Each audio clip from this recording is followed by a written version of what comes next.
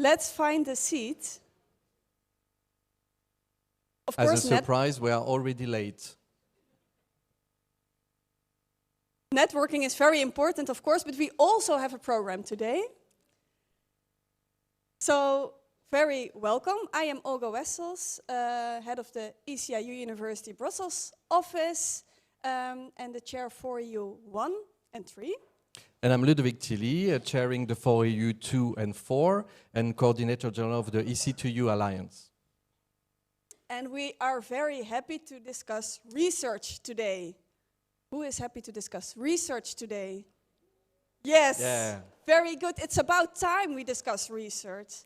So a warm welcome to you here in the room, but also online. There is a big audience watching us from all over Europe and beyond to hear about what's going on in the alliances when it comes to research. So we have, of course, European University Alliances and their partners. A warm welcome to you. We have university networks like the EUA, Jeroen, they are here as well for the dissemination also towards the wider sector. Of course, we have policymakers. I think we have a full row here of European Commission colleagues. A very warm welcome. We have also colleagues from the member states, because where would we be without support from the member states? And of course, we have researchers here. So a very warm welcome to all of you.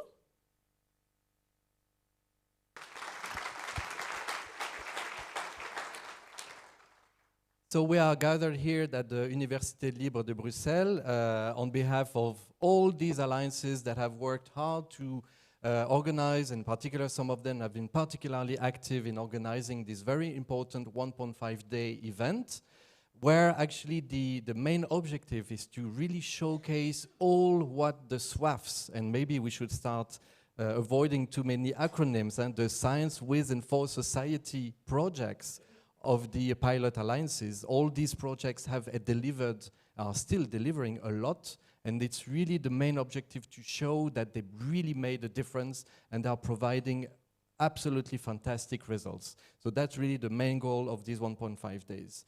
There will be plenary sessions, there will be workshops, parallel sessions, a very, very nice program with a lot of food for thought, hopefully food for our bodies as well.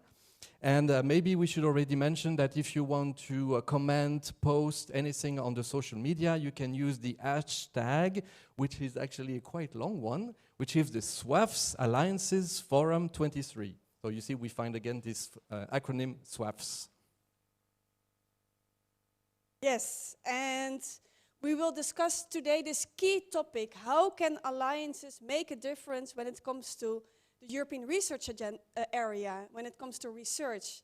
And alliances, of course, have this power to bring a community together, to create critical mass, to make a change there. So this is what we will discuss.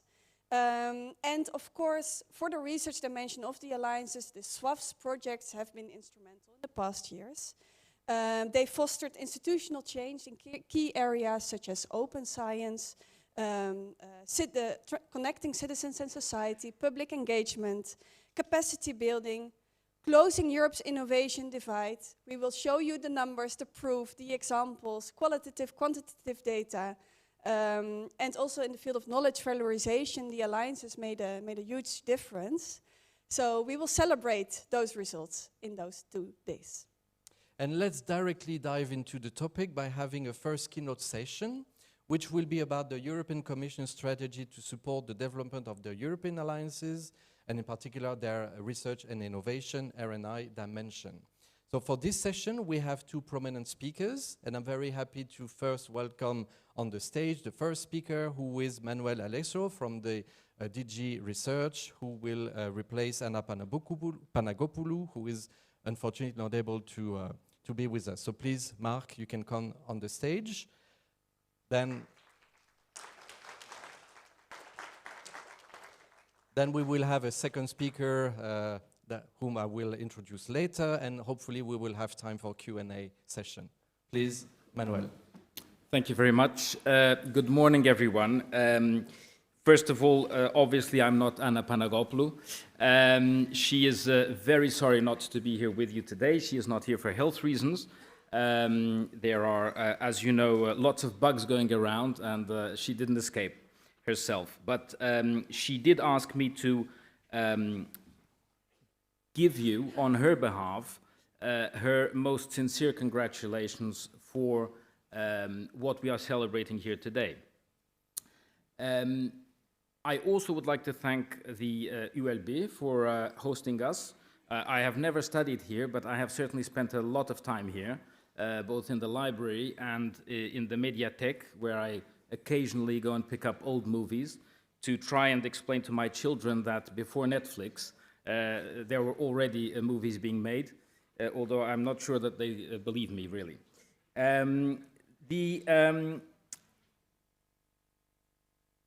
Today we're here really to not so much to draw a close to a process, but I think to celebrate a landmark in a process. And I think it's really important for us to look back a little bit and to try and understand why we supported this process, European alliances, through the Framework Programme for Research and Innovation.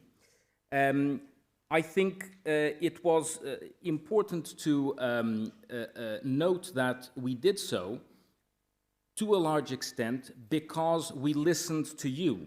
We listened to what you were telling us. And this is why we considered important to provide support to the alliances and to really give you the possibility to drive institutional change and transformation in universities. And I think we can safely say that this objective has been achieved because you have been working very hard to strengthen research careers, open science practices, knowledge valorization, cooperation with companies, engagement with citizens, and so on and so forth. I think we can look at this process with the satisfaction of considering that we have achieved quite a lot. But, and of course today we will hear a lot more. But I would also like to share with you a little bit what we see as your role in universities' role in the European research area in a larger sense. Because, of course, our objective as a European Union ultimately is to create an area of free movement of knowledge. This is what we call a European research area. It is as simple and as complicated as this. Now, in order to put this simple idea into practice and to achieve this simple objective, we try through different means to do this. One of the things that we are doing is to develop the policies that many of you know so well in the context of the European, of the ERA policy agenda. The 20 actions that we have developed, the governance that we have put in place with the ERA Forum, with the participation, active participation of universities, and indeed, one of these actions in the ERA policy agenda is dedicated exclusively to universities.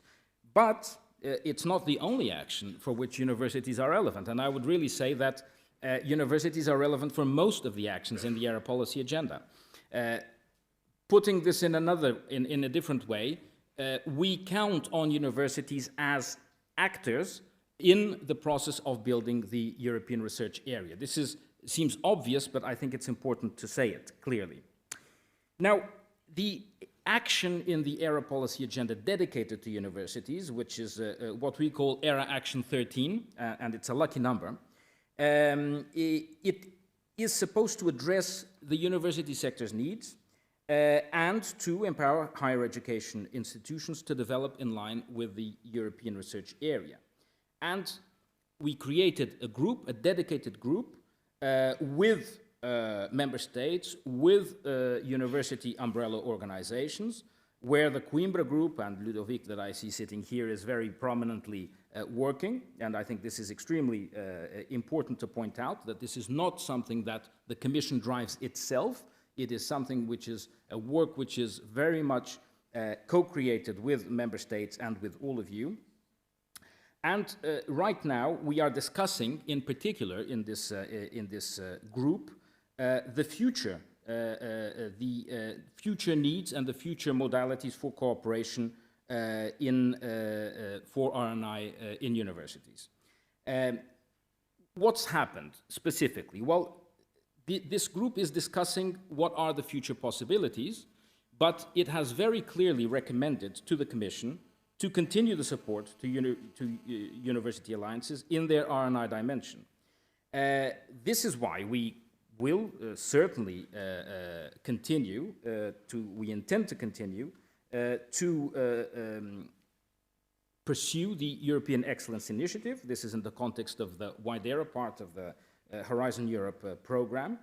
As you may know, a call has closed recently, and we do intend to learn, of course, from the different projects that are coming out of this call. There will be 12 projects, and 10 actually have university alliances involved. So it seems obvious that this is a call that where university alliances clearly have an advantage or found their place here. As I mentioned, we intend to continue doing this. Also, another important aspect of our work, of our policy work, is looking at the conditions of researchers, looking at the careers of researchers. So we have adopted earlier this year a proposal for a Council recommendation on research careers. This is being adopted by the Council in just a few days.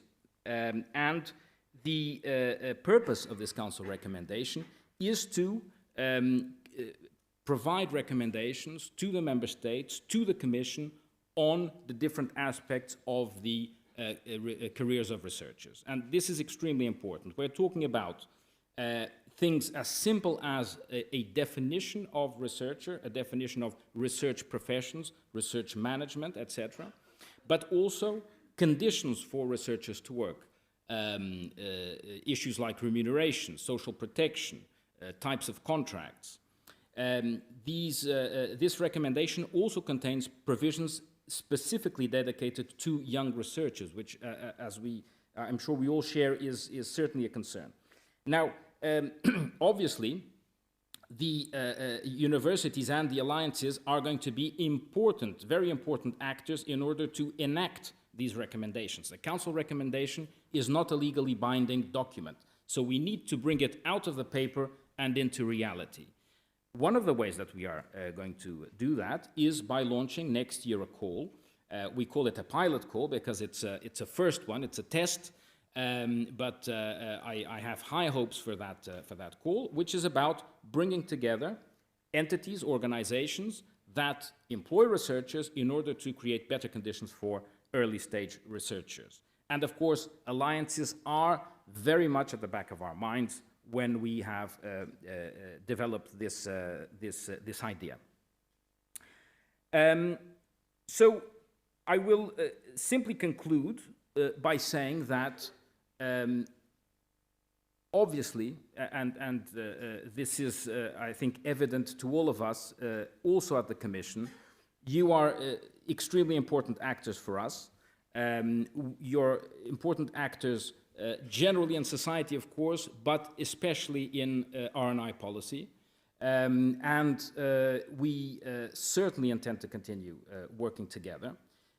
When I say working together, I mean working in the context of developing a European research area together, of developing actions, policies together, and ultimately doing our best in order to make the European Union the most attractive place to do research and to be a researcher. Thank you.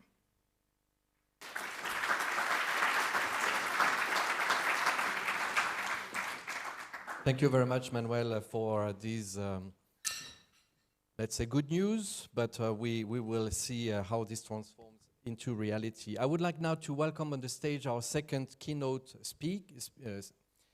speaker, who is Marc Tachelet, Director of the REA, the Research Executive Agency. Marc, please. Yes. Yeah, good morning also from my side, participants. Great to be here at this event, and let me thank the organizers for creating this opportunity. It's a valuable opportunity where we can actually witness the progress that organizations are making towards and to collaboration. And collaboration here that is facilitated by the funding that European Commission is putting forward. It's really an opportunity where we can demonstrate the impact of Europe. And with this year, where we will soon prepare for the European elections, I think it is that much important that we can indeed show how Europe is impacting. What I will try to do is to complement what Manuel was saying and to look a little bit from the perspective of the projects that you have been running, projects that have been managed by my agency since 2021. We talk here about 39 projects engaging 280 organizations, if our counting is right, a budget of 80 million. So it is a quite far-reaching and ambitious action that was implemented. And my first message today is basically rejoining what Manuel said. Congratulations. Congratulations for really a successful, committed, and a compliant implementation. You may recall in 2021, we asked you to embark on a new journey, a journey for transformation based on experiments, new experimental mode of working together, and you were asked to select out of 7 transformation areas, a menu that we gave you on offer, those that fitted best your alliances, those that fitted best your common collaboration agenda.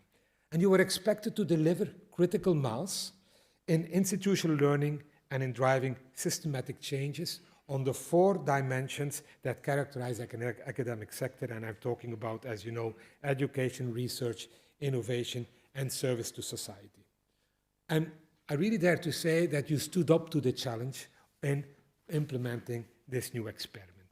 Now we at REA, with our project officers, who also called in the help of external experts, we have drawn the lessons from your portfolio. We have tried to identify the good practices and to prepare some policy-recommended or policy-related recommendations that are stemming from your projects. This report on good practices for each of the transformation modules, they will be presented today to you in more detail. But I would like to take this opportunity to underline just a few of those. University alliances, you have created an unprecedented level of transnational cooperation based on trust. And this cooperation accelerates transformations for all project partners. And it spreads, and you have spread a culture of excellence and inclusiveness by supporting also the less experienced partners. You have put together your transformative agendas through the active and the full engagement of researchers, students, and staff. And you have brought transdisciplinarity and intercultural angle to your work. You have promoted this culture of growth and continuous learning. Now, we all are aware institutional changes, they take time to implement, they take time to show results. And that's okay. But we have found in looking into your activities that there are many good examples or good practices that can be replicated, that can be scaled up. And that is where we want you to proceed on that path. Now, I would try to just highlight some of the key messages out of 3 transformative agendas, 3 transformative areas on which you have been working. Let me start with the first one, which is the transformation area on strengthening human capital, enabling balanced brain circulation and gender balance. We noted that across all alliances, you have drived to strengthen human capital and to focus on support for early career researchers. And this is exactly what we wanted and what we were expecting, because this is what Europe needs. Europe needs to attract and retain talent to ensure a highly performing and a competitive research and innovation system. Your projects have done that by putting in place training academies and platforms for developing leadership skills. You enrolled into researcher exchanges programs, and you mentored and you set up networking schemes. And you designed diversity and inclusiveness in your organizations. And some alliances have even developed a common gender equality plan, which we much applaud. You're very much aware that this is now a key requirement for participation, notably for research organizations and the academic sector in Horizon Europe, to have such a gender equality plan. But more can be done on the overall working conditions for researchers and to mitigate precarity, particularly for the early stage and the female researchers. Some alliances have even embarked on developing research assessment frameworks for institutions. And that was about testing and developing models to better recognize and reward research performance and research output. Can be on open science, open collaboration, sharing of knowledge and data, and social engagement. And this is what we need because there remains a great demand in recognizing educational, research, managerial, entrepreneurial achievements. And if we can do that better, we will allow for more diversity in universities and in the research career system. This will generate a new generation of researchers which will have skills that match the labor market needs. As a second transformation agenda, I would like to focus on the cooperation with the non-academic sector, especially academia and business cooperation. And I have seen that all alliances have engaged with the non-academic sector. Actors for knowledge creation and valorization. And your initiatives, they vary, but they are all linked with researchers upskilling. It's about forming knowledge creation teams or setting up knowledge and technology transfer mentoring programs. You have actually put in practice what Europe's emphasis on the year 2023 as a European Year of Skills. Your universities are well integrated in your local ecosystems, and you have developed partnerships to better support academic spin-offs. And this sets a basis for stepping outside of our academic silos. But you can do more for the co-creation and for the support of special and smart specialization strategies. This requires more cross-sectoral links and more dynamic engagement with local authorities. And it may not be fully in your hands, you may feel like that, but I do encourage each and one of you to take on an active role in shaping and in driving national reforms and investment agendas. As a last transformation agenda, where I would like to underline some of our messages and our conclusions, is the area on establishing collaborative structures for improved coordination within the alliances. And here again, we noticed remarkable achievements. Good practice examples include the creation of virtual research institutes, a digital platform for research collaboration, and a cross-institutional support office for researchers and support staff. Progress has been made in setting frameworks for collaboration on sharing research infrastructures and services through memoranda of understanding, protocols, and access policies.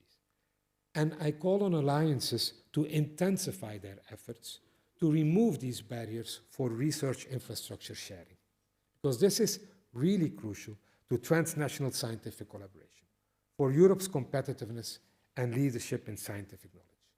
And this is actually very close to our heart at REA, because the Horizon Europe activity supporting research infrastructures is actually managed in the portfolio of the unit who has also been in charge of your Science with and for Society projects linked to the university alliances. Well, participants are project officers. They have assessed, sorry, I'm here. Now, what we will do here today is we will reflect on your achievements. We will see some testimonials on how your mission was able to act as testbeds, to share knowledge, and to inspire systemic changes. And you have accomplished this. Let this be the start of the next level of ambition, where we go beyond a project-based approach. So I call on all of you here today, spread your practices beyond your alliances, beyond your partners with whom you are working today. And in today's event, you will see many opportunities to learn from your peers, to take up good practices and to use them for institutional policies and collaborative actions that will resonate not only within your alliances, but also beyond at national and at European level. Now, before closing, I would like to express my sincere gratitude for the organizers of this event, and in particular the project Torch, who is operating within the Charm EU Alliance, and 10 other projects from the organizing committee. Thank you really from the bottom of my heart for creating this event and where your collective ambitions can thrive. So I will close here by wishing you an inspiring event which should offer you opportunities to collaborate and to share valuable insights. Thank you.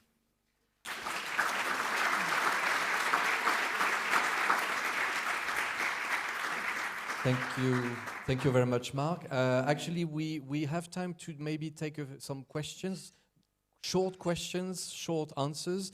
I would actually suggest that maybe you could, Mark, respond to the questions directed to you, and maybe you could, Manuel, note the questions because you will be in the next panel. So that will be an opportunity maybe to make the link between what you have said as the first speaker and then in your panel work, let's say. So do we have questions, short questions?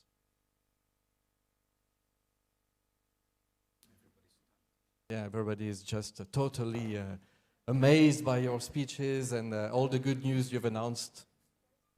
There is a question. Where? Sorry, I couldn't see. Oh yeah, okay.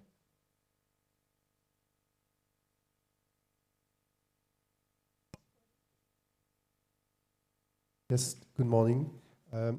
My name is Aurélien Crébiche. I am a Civica Executive Director. I have a specific question. I'm already very interested by this pilot call you were referring to in your first speech. So I was curious to hear whether you already have in mind the first specifics of that call and in content and timeline. Thank you. Yeah, you can. Maybe then, Manuel, you can. Yeah. Okay. So this pilot call is something that we are planning, that we will, in principle, open next year. I can't give you yet any specifics because this is still in the process of being adopted formally. So until the formal adoption, of course, I cannot tell you the details of the call.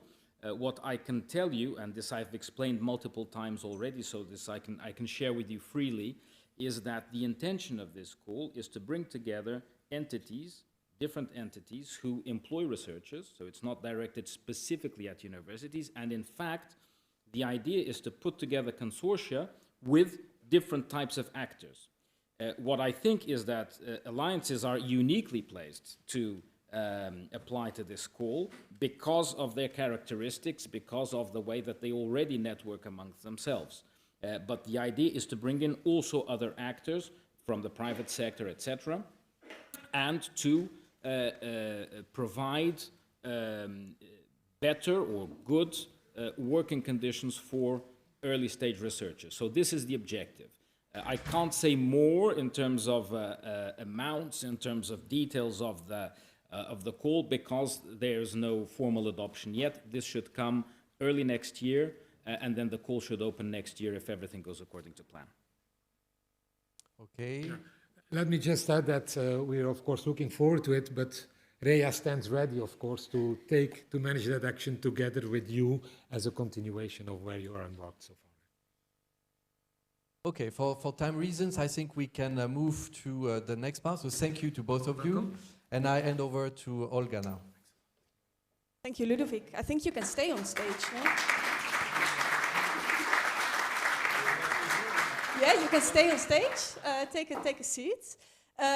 So thank you very much. I think the key takeaway for me, at least, was this might be the end of SWAFs, but it's not the end, just a landmark in the research and innovation activities of the alliances. So I think it's about time maybe that we look into that future of the alliances R&I dimension, and this is what we will do exactly with this panel that we have prepared for you. So I would like to welcome on stage Karsten Schneider from Civica and also professor at Central European University.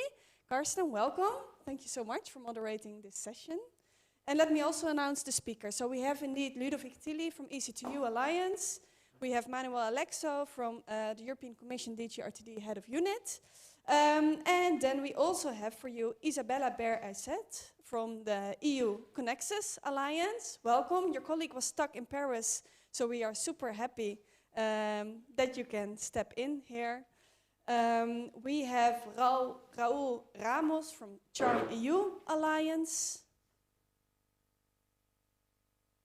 Raul, you can come to stage. Oh, sorry.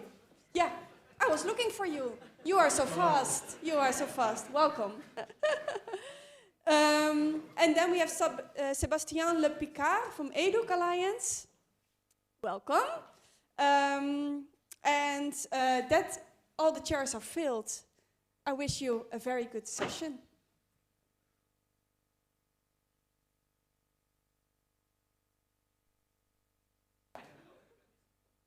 Thank you so much. First of all, thanks to the organizers for putting this event together. I think the amount of knowledge and expertise and dedication to the topic that we are discussing in the next 1.5 days is quite impressive. Our panel that is sitting here is just a prime example of this excellence. I'm very much looking forward to it. Yes, I'm Carsten Schneider. I'm representing the Civica Alliance. There I am responsible for the work packages, I should say plural, for research, and since I'm myself also a researcher, and I'm co-chairing the so-called permanent design team, which is the academic body in Civica. I'm basically standing on the front line where alliances, our alliance, Civica, meets researchers, so I get their concerns and complaints almost on a daily, if not hourly basis. I think you are also in a similar situation, some of us. Before I give the floor to each of you, and we agreed that it's 3 to 4 minutes, and I will have to be very strict on that, I wanted to share a couple of thoughts, highlight some of the pain points, but also the achievements. And so I do think we all agree that alliances have been a great success so far and have advanced so far that stopping them would create more damage. So there is only one way, which is forward. And so for this, we need a sustainable future and a pathway. And for me, and this I saw from Olga's representative poll at the beginning, everybody seems to agree that one crucial element of the future is excellence in research. And I want to highlight why we think, I think, and I speak on behalf of many, I feel, is that alliance research is both for the work inside the alliance crucial, but also crucial for the contribution of creating a European research area. So within alliances, research engages academics, and they are a crucial constituency in our community and in alliances. Without professors and academics and their interest and input, alliances, I believe, will not have a long life. Students come and go, 1 year, 2 years, 4 years. It's academics and staff that stay and that need to institutionalize alliances. The second reason for why research is so important is that's what universities do. Without excellence in research, universities lose their distinctive feature. And alliances use their distinctive feature, probably. And the third point why research is crucial within alliances is that they feed into all other activities of alliances, be it joint teaching or teaching in general, civic outreach, civic engagement, the education of future scholars, and very importantly, to compete with the best research areas in the world. This is at least the ambition we have. Is it me? No, there is it. So I understand that I'm barking up the wrong tree in this room when I point out these the sine qua non nature of research excellence for alliances. We seem to all agree. Even though I have to say a small caveat, I learned in previous meetings that there's a huge variety among alliances, so they do focus on different things, and some might not see research excellence as their forte and the most important thing, but I would say that all alliances deem it important, and many alliances really hinge upon being enabled to organize excellence in research. And alliances already have a lot to show, this is the outside effects of research within alliance on the European research area. I took and with great pleasure, I have to say, I read this document I have. So it's the European Research Area Policy Agenda 22-24. If you haven't read it, I can highly recommend. It formulates 20 goals, and I would say all but a handful are achieved by alliances already now. So it is almost as if it was written with alliances in mind. And I should not say this in the room probably, but I will say this is even without the SWAF money. So even before the dedicated funding for research, I think alliances, by trying to funnel some money into research kind activities, have contributed to the goals of creating a European research excellence area. So this should be kept in mind. What are the pain points? What are we facing as problems? And we will hear both examples of what we have achieved, but also where I think we are held back. The primary hurdle is the short-term nature of most of the projects and the associated funding. This is not how you can institutionalize. It takes away many of the resources, time, money, manpower, womanpower, that we should dedicate to excellence in research. Also of concern is the disjoint goals of different projects that alliances need to rely on. Videra was mentioned, and it was great, but it's 10 out of almost 60 alliances that got it, and the goals are not primarily about research excellence. So that is, I think, was seen by some as a problem. Also, and that's the last point, and then I open the floor, I think that the Commission might feel that the principle of awarding research support based on excellence might be compromised if alliances get a special access to it.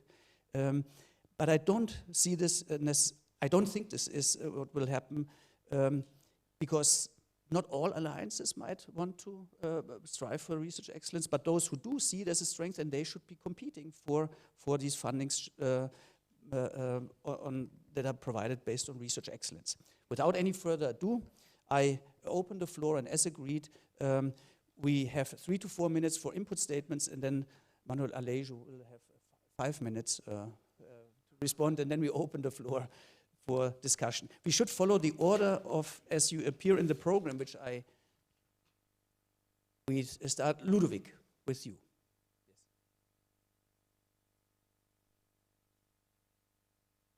Yeah, should be better now.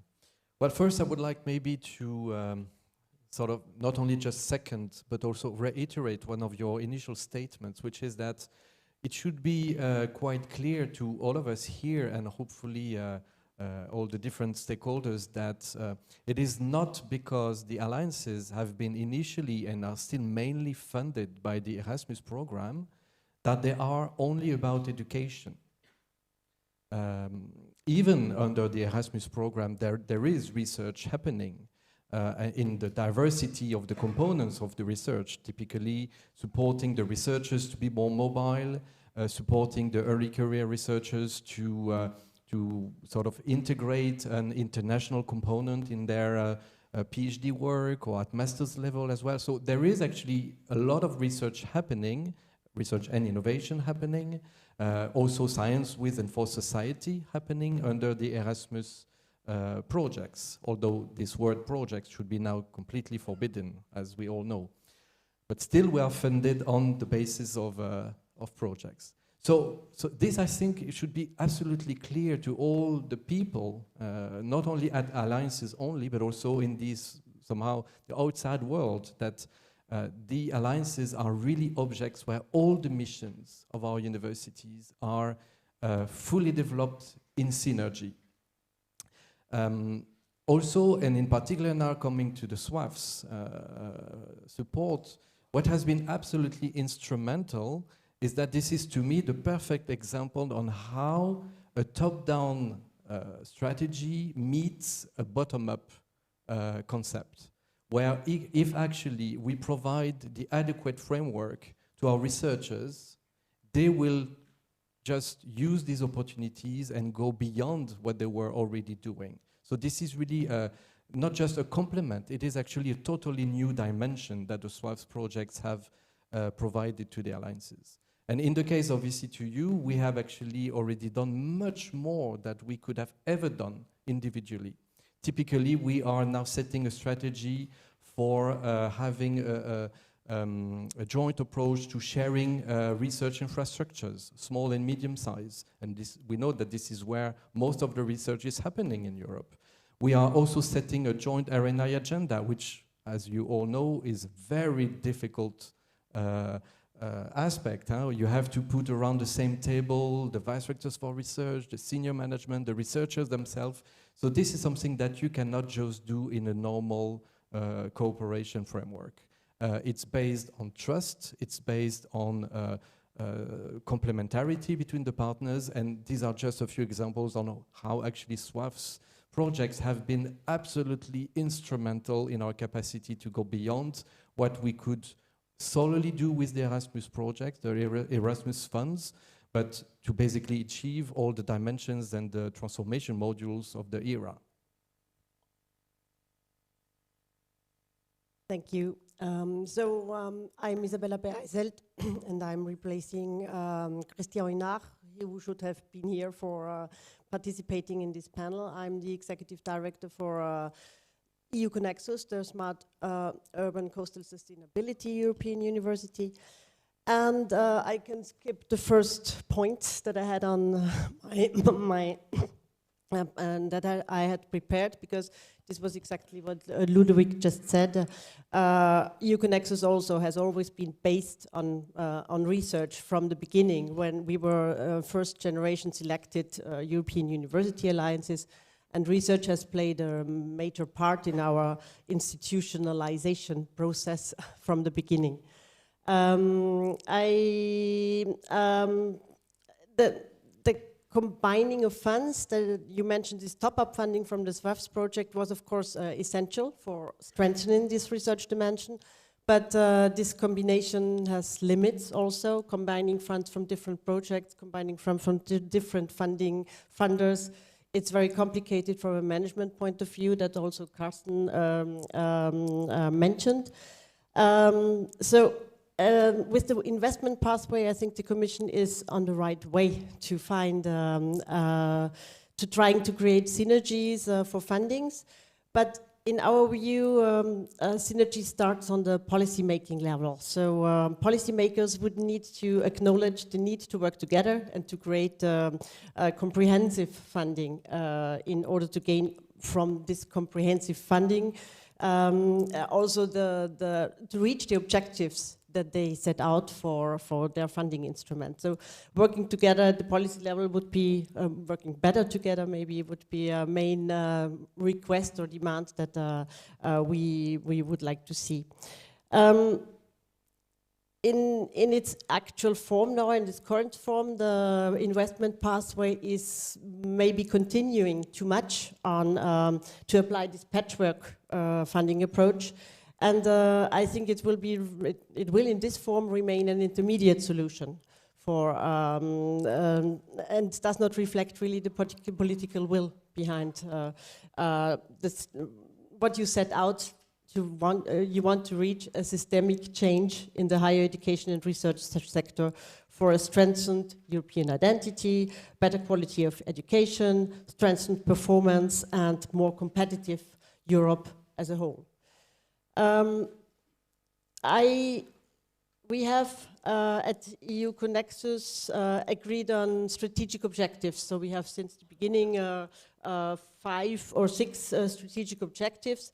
We want to be an integrated transnational higher education institution and research institution. We want to create this an integrated campus for 9 European countries. We want to have focus on a unique thematic framework. Quality of education, of course, is a major objective also. The challenge-driven excellent research on SMAC's teams is the 5th objective, and finally, of course, the innovation-led service to society. And in the SWAF's project, we worked on the 3rd and the 5th objective for the research dimension. We firmly believe that European University Alliances can be relevant or very important actors to strengthen distributed excellence in Europe. So it's not about creating, it's of course creating about economies of scale, but also to distribute excellence across the geographical width of the European Union. The joint research area in EU Connexus is, as I already mentioned, not a separate activity. It is a basic building block for all other missions that we do in EU Connexus. So for the educational, the research-based education, for the innovations that come out for the services of society. EU Connexus has a long-term strategy, vision, and mission that is focused on smart urban coastal sustainability.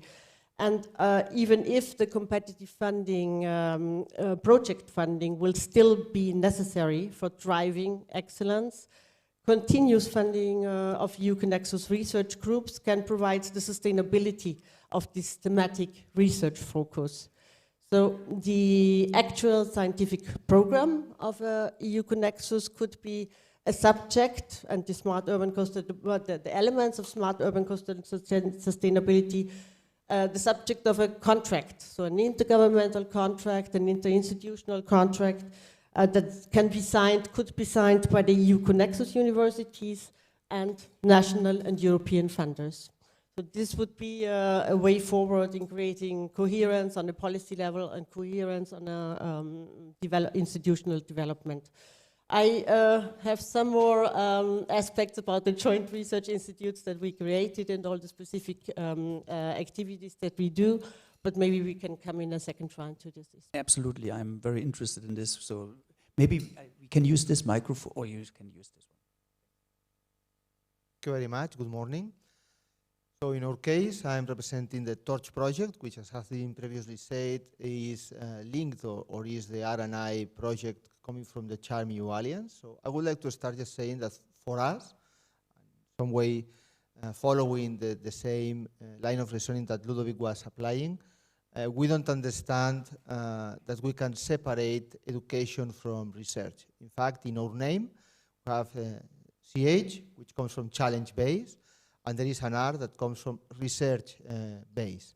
So the idea is that for us, interactions between our educational programs and our research activities is very, very important. We are clearly looking for these synergies. We have done it in the past. Something that we have worked in the last years is to develop a new governance model for the Alliance, and within this model, of course, governance is key, but the research dimension has always been present with more or less intensity. But now we are very happy because our rectors, a couple of weeks ago, they decided that they were reaffirming the idea that Charm-EU will keep the R&I activities running for the next period. Of course, this has been a difficult decision in the sense that, of course, there is a lot of uncertainty about the future development of this activity for alliances. And this is one of the reasons that today's event is so important for us. We need more details about what is coming. We need to know, in other cases, perhaps less details, but more about what will happen in the future. So we are also very happy and we would like to express our gratitude to all the alliances that have joined us today. It's very important for us that you have reacted very positively to our call to share this initiative and to be able today to give this joint statement, let's say, to our stakeholders, to our more relevant stakeholders that, of course, are present here.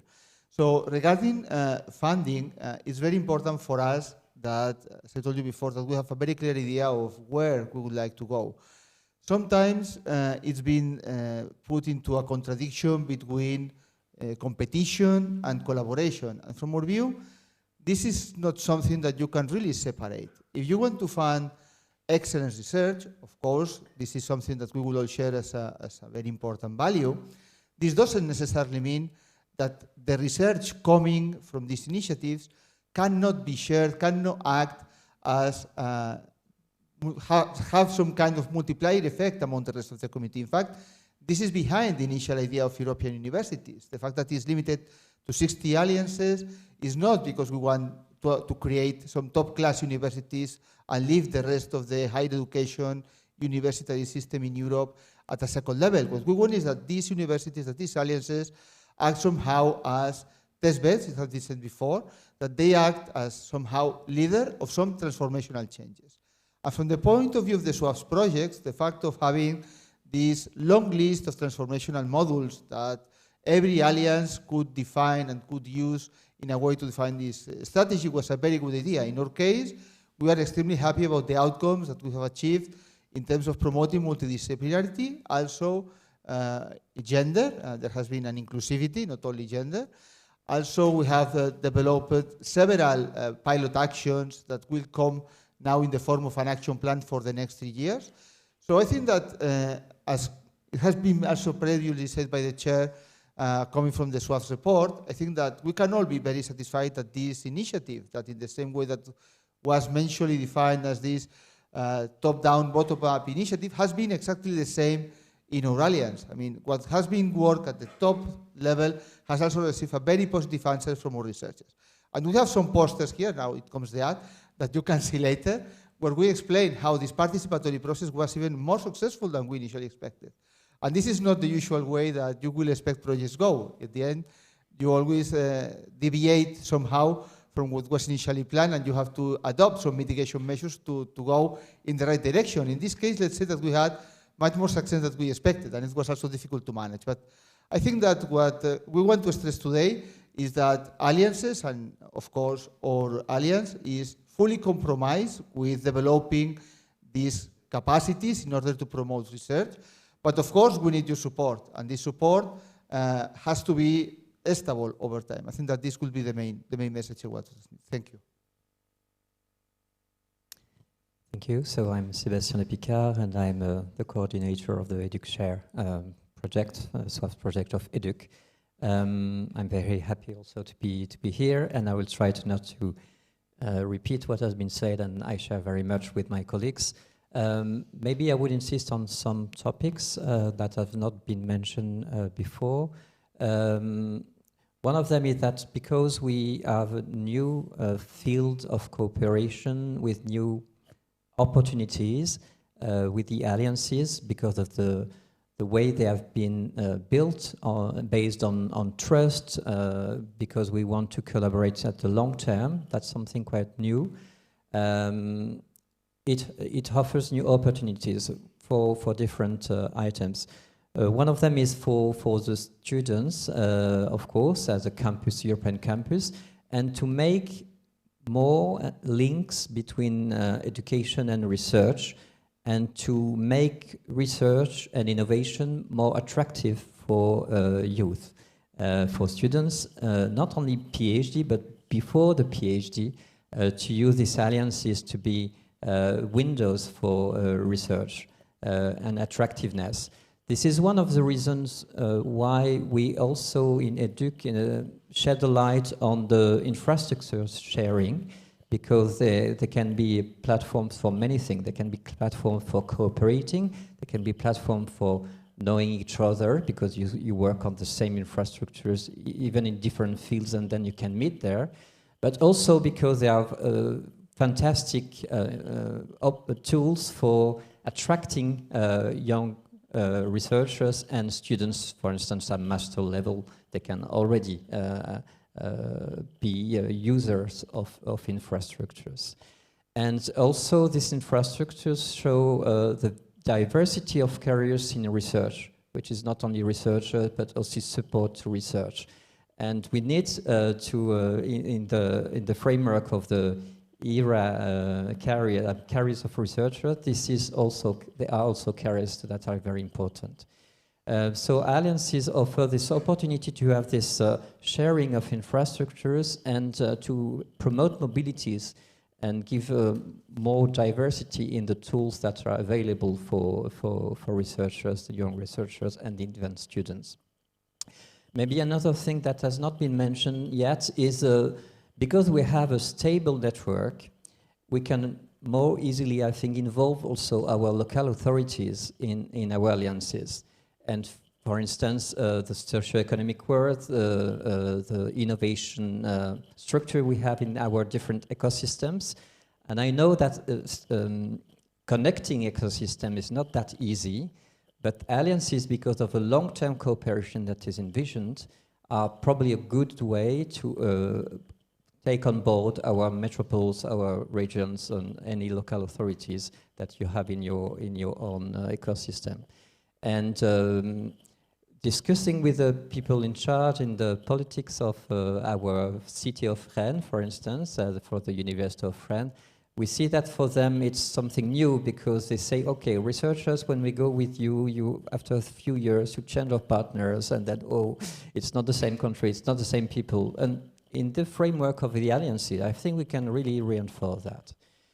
So that was a few examples of what I wanted to share today. And of course, as my colleagues, I'm very enthusiastic about what has been done and about the future, of course.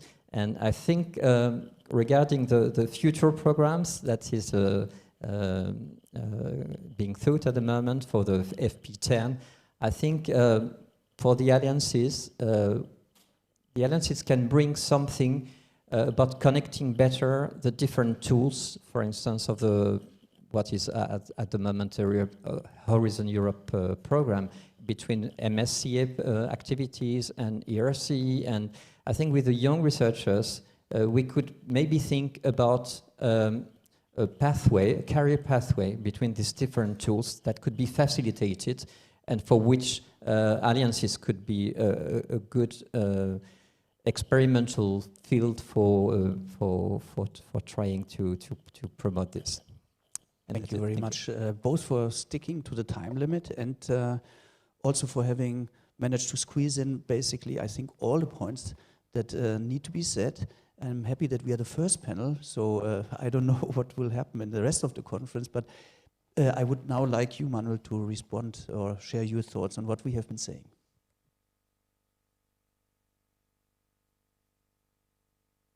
Thank you very much. Thank you all for your comments and thoughts. Well, my first reaction is, of course, that we don't really fundamentally disagree, obviously, especially in the objectives and what we're trying to achieve. We are, of course, all on the same side, and we certainly, in the Commission, we hear you, and we try to address as best as possible your concerns. Now, we have certain constraints, so I'd rather, as Ludovic knows, and because we participate in many events together, generally I like to start with the bad news. Then I can move on to the good news. It's not really bad news, of course. But let me start with the constraints, because many of you, all of you somehow mentioned these issues. Education and research, you can't separate them. Well, I agree, of course. When we're talking about universities, of course, I agree. We fund research from the research side or research policy. And of course, research is not just done in universities. So we have to take that into consideration. So that's one point which is very important. We fund research, not universities. We fund projects, not organizations. When a project has a beginning, a middle, and an end. And we don't feed a project beyond its conclusion.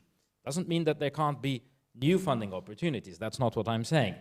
What I'm saying is it's very important to understand, and you all know this very, very well, when a project is over, the project is over. And there are even legal constraints as to what we can do in terms of ensuring the sustainability of that project.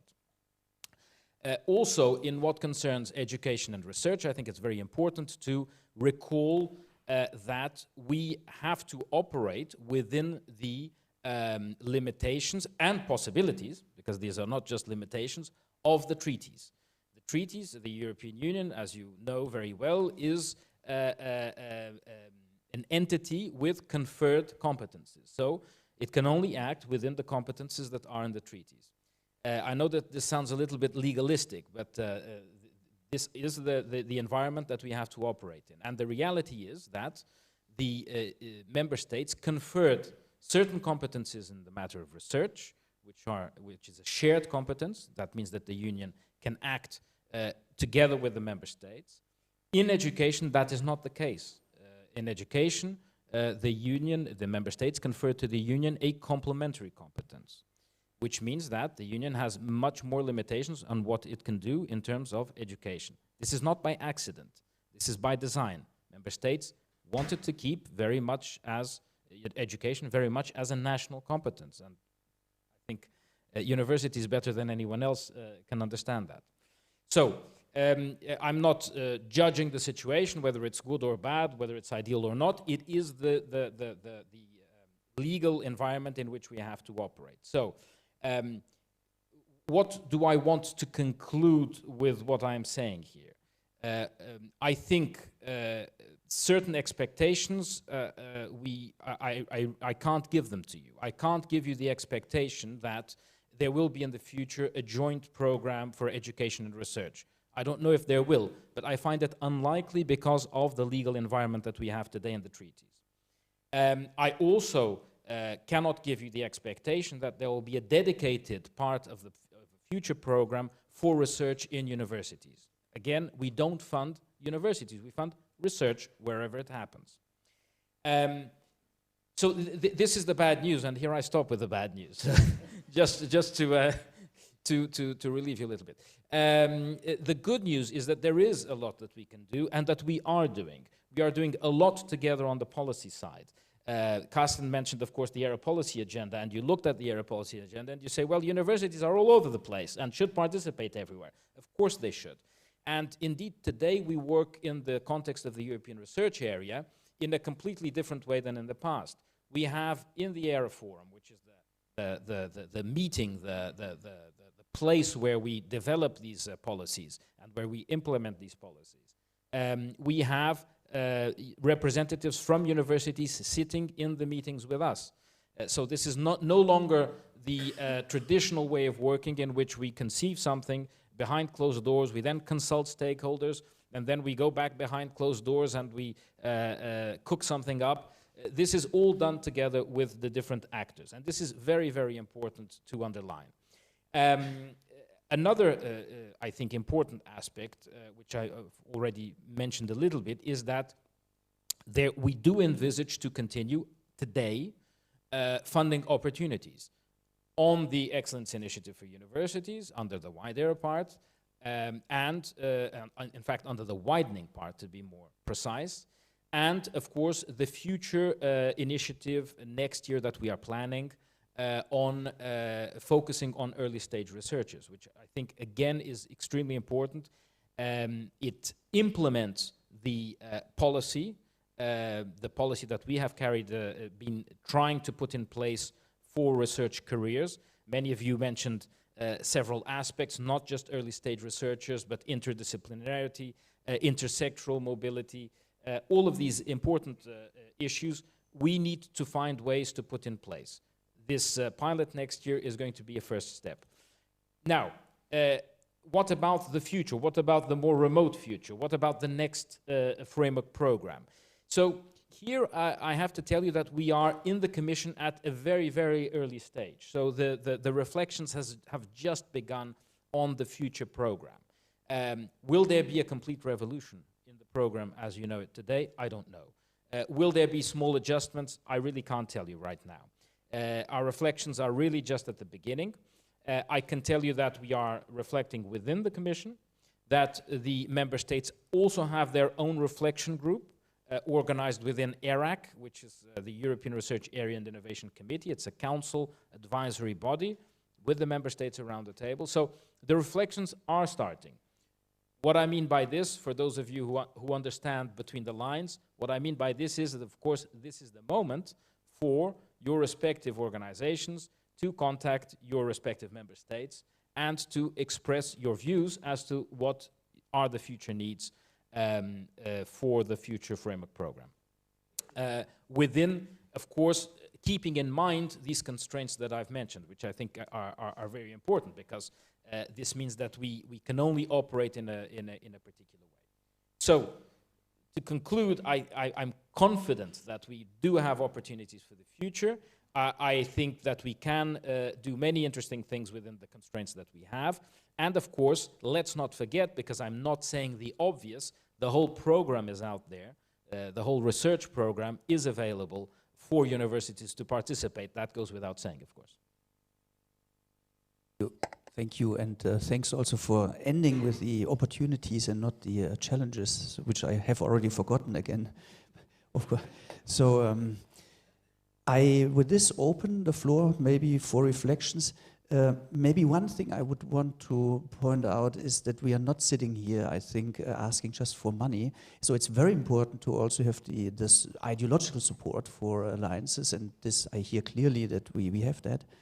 And what at the Commission level can be done is not just funding, but also, of course, trying to overcome non-tariff barriers to research. I mean, it has been mentioned before, and so free flow of academics. And another thing, which I probably will pass again the word to you, Isabella, is how to create maybe international or cross-boundary research centers that then could go out and raise funds from the private sector, and what kind of legal frameworks are needed for this. There I think we need European level help. But I open first maybe for a brief round of reflections on the panel, and then also the audience. So please, who wants to respond? No, just a very short concrete question. There are two pilots running now from the educational perspective. One is related to the European degree level, which has nothing to do with what we are discussing today. But the second one is related to the possibility that alliances consider different types of legal entities to operate. With all the caveats that you have already mentioned, do you think that this will be a valid, let's say, entity who will be able to apply to research funds in the call?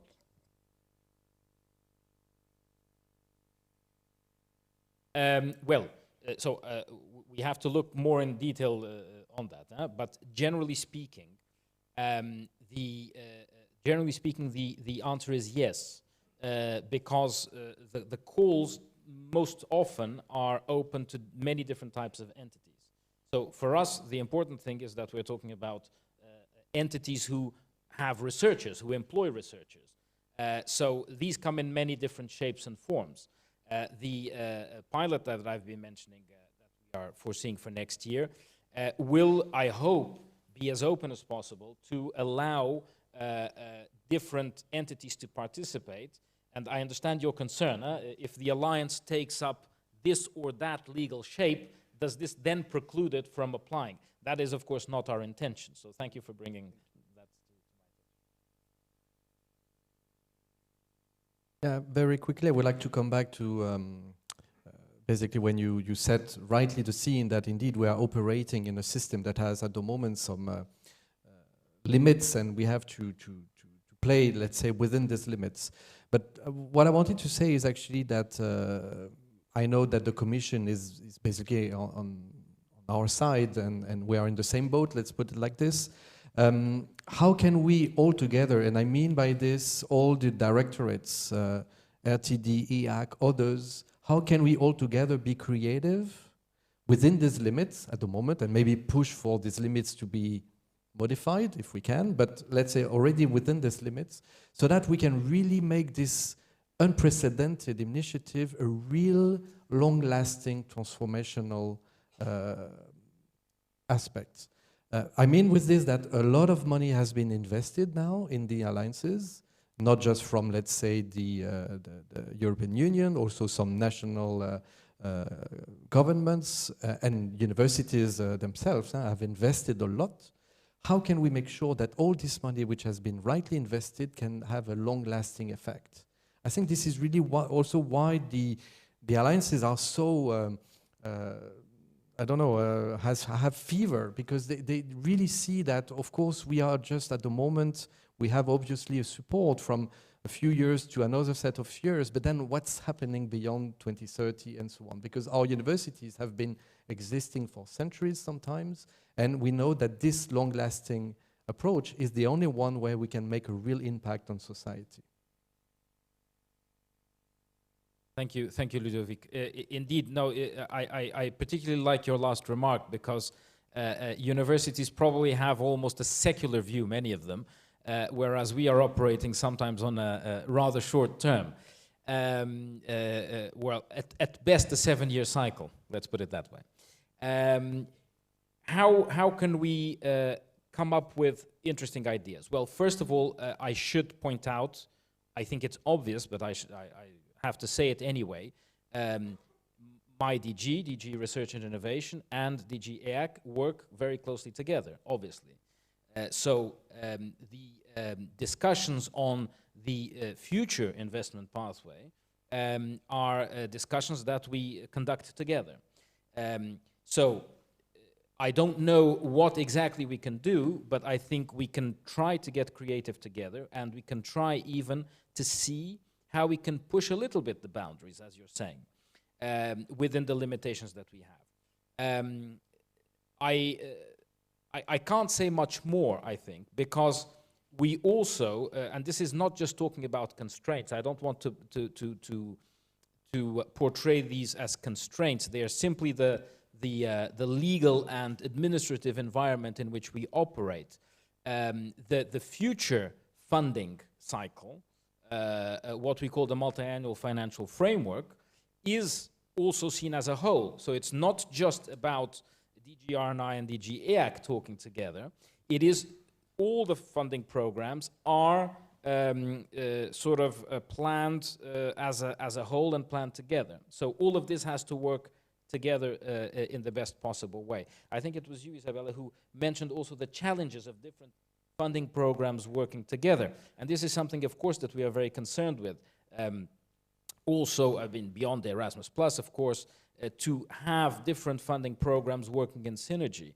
And this is sometimes challenging. Sometimes it works very well.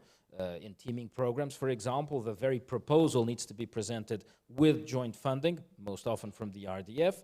But in other cases where you need to put different funding streams together from different programs, sometimes the rules are different, sometimes the deadlines are different, so it is a challenge. And this is something that we need to do much better to address in the future. But to come back to you, Ludovic, I think I agree with you. I think we need to be creative, and I think we need to take a step back and to try to understand what is it that we are trying to do. I think that what we're trying to do with the policies, with the European research area, with our funding programs, we are trying to create an area where research can be carried out in a free way, where research is attractive, where it is well funded, where careers are attractive, where people want to come here and to stay here rather than to go elsewhere looking for other opportunities. Also where you have a balanced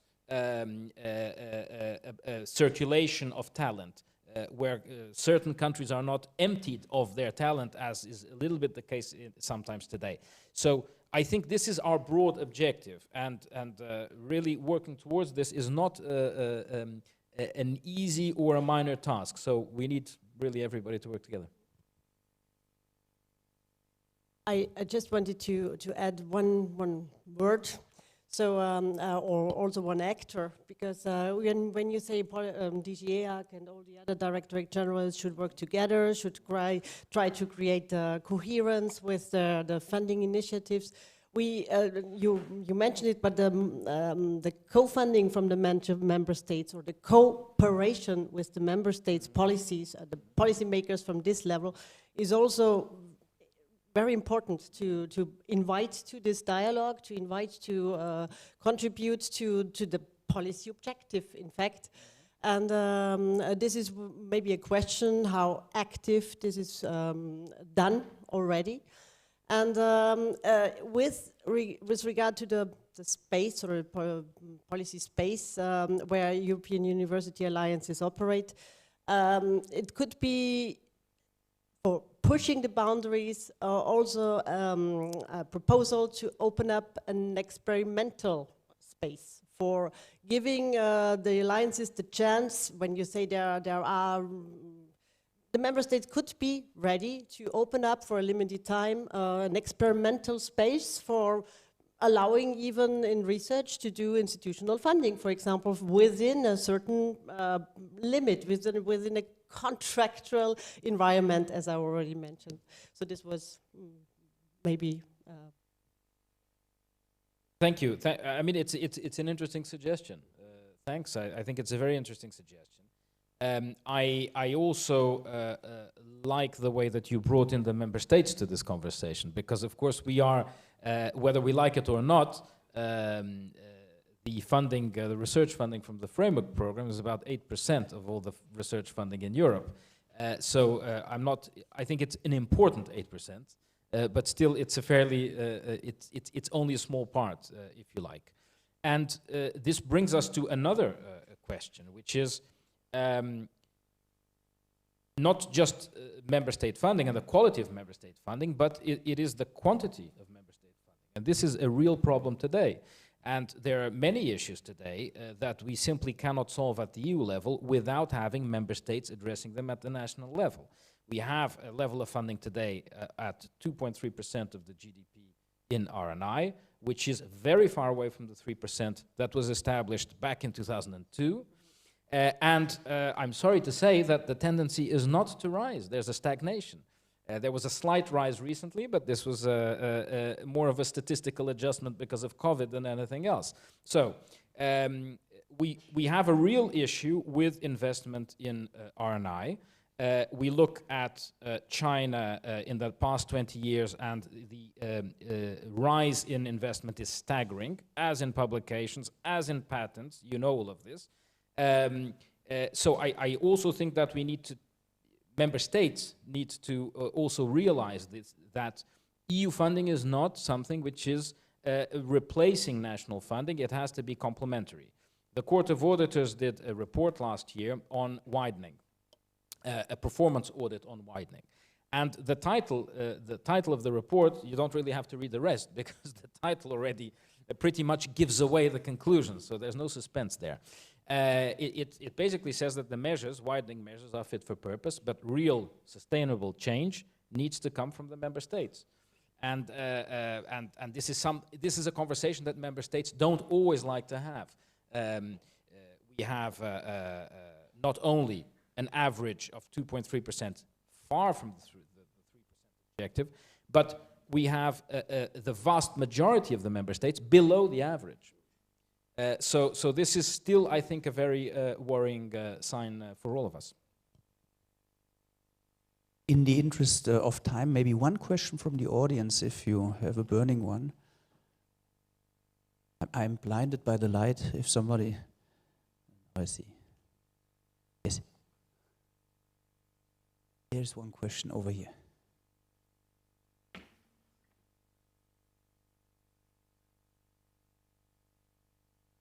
Thank you. Good morning. My name is Michael Zachele, and I'm coordinator of Epicure Research on behalf of Epicure today. And thank you for your inspiring talks. I just want to mention the idea of getting from a project to an alliance level. And one of the issues that I experience is that the huge successes that we all have shown today are only possible because the rectors and the presidents of our universities consider us to be an alliance, a strategic alliance, and not just a project. So all of the support that we get is only possible because they see us as a long-lasting experience. And one idea that I have that would combine excellence with the funding for the alliances is if you could, for all of the Horizon projects, give an extra 25% if the participants do come from an alliance. Because, for example, the Action 17, the research management, we cannot do that with Horizon money. Thank you.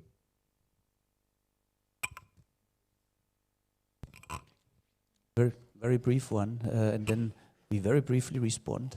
Yeah, I have a short question. André Hradiel from Maastricht University, part of the EDIC Alliance. Strategical long-term, and do we need a legal entity? And I put 3 question marks there. I don't think so, because there's, in my view, an inflation of legal entities. We have ERICS for research infrastructures, we have EDICS, the digital infrastructures. There's talk about having a legal entity for European NGOs. There's a legal entity that can be established under the CHIPS Act. Do we need another one for the alliances?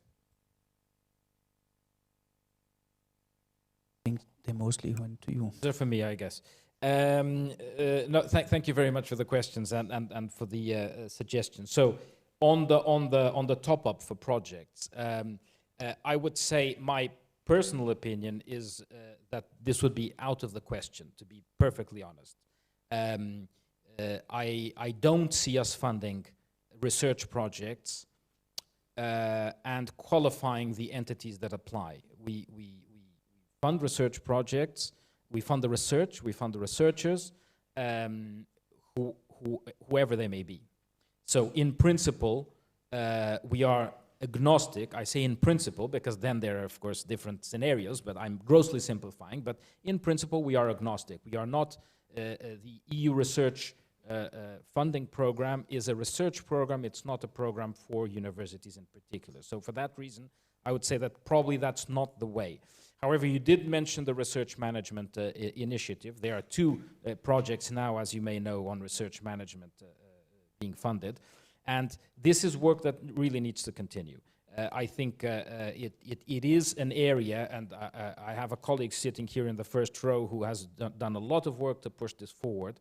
It is an area that I think was a little bit forgotten by us, not by you, and I think we still need to do a lot of work. There's a specific action, as you say, Action 17. Hungary, Germany, Aurora universities, all of these are very, very much pushing this forward, and we want to support as much as possible because we understand how important it is. Let me also mention that when you see the text of the Council recommendation on research careers approved, you will see that there is a section there devoted also to research managers, which we think is also a very important sign. So not focusing exclusively on researchers without forgetting research managers. On legal entities, I'm not going to weigh in on this discussion whether we need or don't legal entities. I mean, lawyers need to work, so you know, we need to give them something to feed their children. But beyond that, what I think, and on all the many discussions that I've had with alliances, I always find it very interesting that most of the alliances are different from each other. Alliances have different objectives, they have different intentions. One very much wants a legal entity, the other one says, well, maybe we're not so concerned with this. EU Connexus, I remember hearing a presentation some time ago that wanted really, as you explained, to have an integrated university together, etc., etc. Others say, no way, that's not our intention at all. So I think this variety is an important message for us to hear, and whatever solution in the future needs to somehow accommodate this this variety, which I think is great. I think it's great that each alliance takes this instrument and makes it their own for their own purposes. Thank you very much. I think we have to end this session, and I wanted to just maybe summarize it by thanking everyone. And what have we heard? So we have heard that we all sit on the same side, we are sitting in the same boat, we have the same interests, and their constraints and opportunities. It leaves us, and I think, with a question, what action items follow? What is it that alliances can or should do to overcome the problems that we have identified? I heard things like lobby with your national governments, apply to existing funding schemes, and work with the Commission. And I think the remainder of the conference will probably spell out a little bit more in detail what exactly alliances can do, because I think we have the feeling we do everything, we have done everything we can and more, and now we need some guidance how to move forward. And I thank you very much for sharing so candidly your insights, and everyone for sharing their thoughts on the problem at stake. Thank you very much.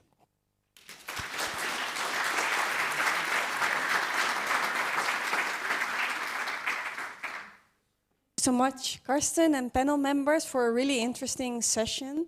And what I also learned is the time really is now to influence the future long-term program. So let's start today, but let's continue back at home and also in the coming weeks and months to make a change. So thank you very much. Clear momentum right now.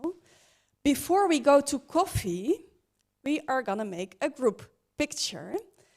And listen carefully, because you want to be on this picture. I want everybody to stand in the first 5 rows, because we have a fantastic photographer who will come to stage to make a picture only of the first 5 rows. Please put your jackets and your bags as much as possible from those 5 rows. Stand up, squeeze together, look, show that we are a good community. Le projecteur. Ouais, parce que là, je suis complètement illuminée. Si je veux avoir.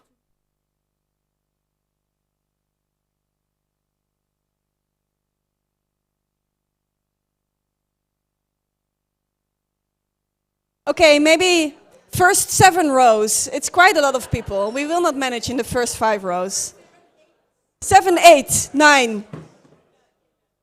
Yeah, and the second row is still empty. Who dares to stand behind the European Commission? They don't bite today.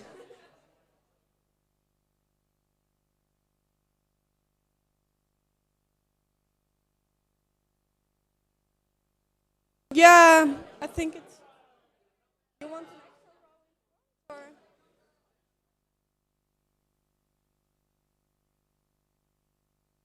Or? Okay, so the first 8 to 10 rows. Squeeze in. Yeah, we are with many. What a success. I think over 200, right? So, a huge interest. Okay, so please add towards the back. Is it okay for you like this?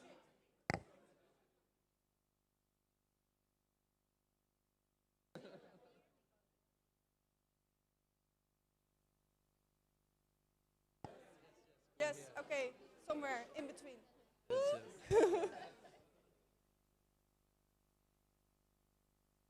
Okay, more to the center. If you're too far on the side, you won't be in the picture.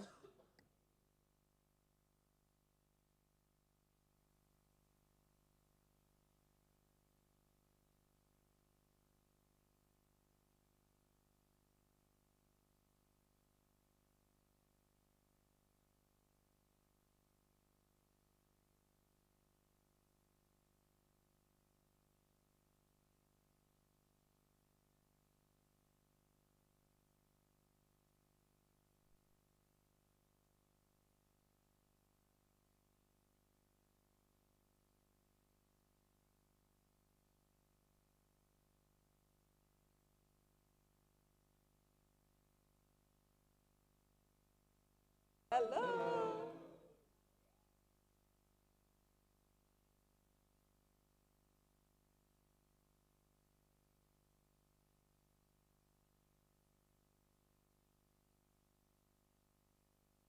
Okay. Great.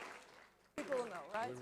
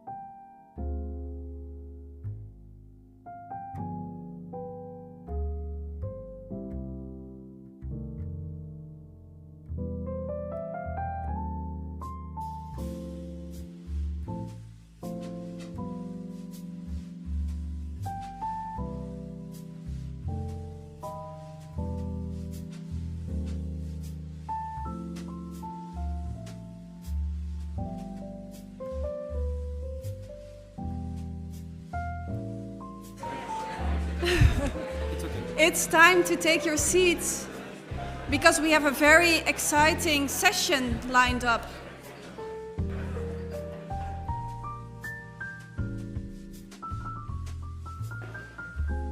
Is it empty there? Okay.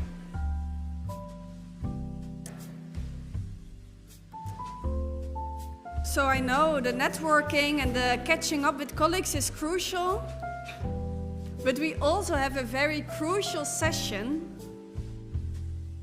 because the SWAF's projects, our work has been assessed by the European Commission, by Tetra Tech, by Technopolis.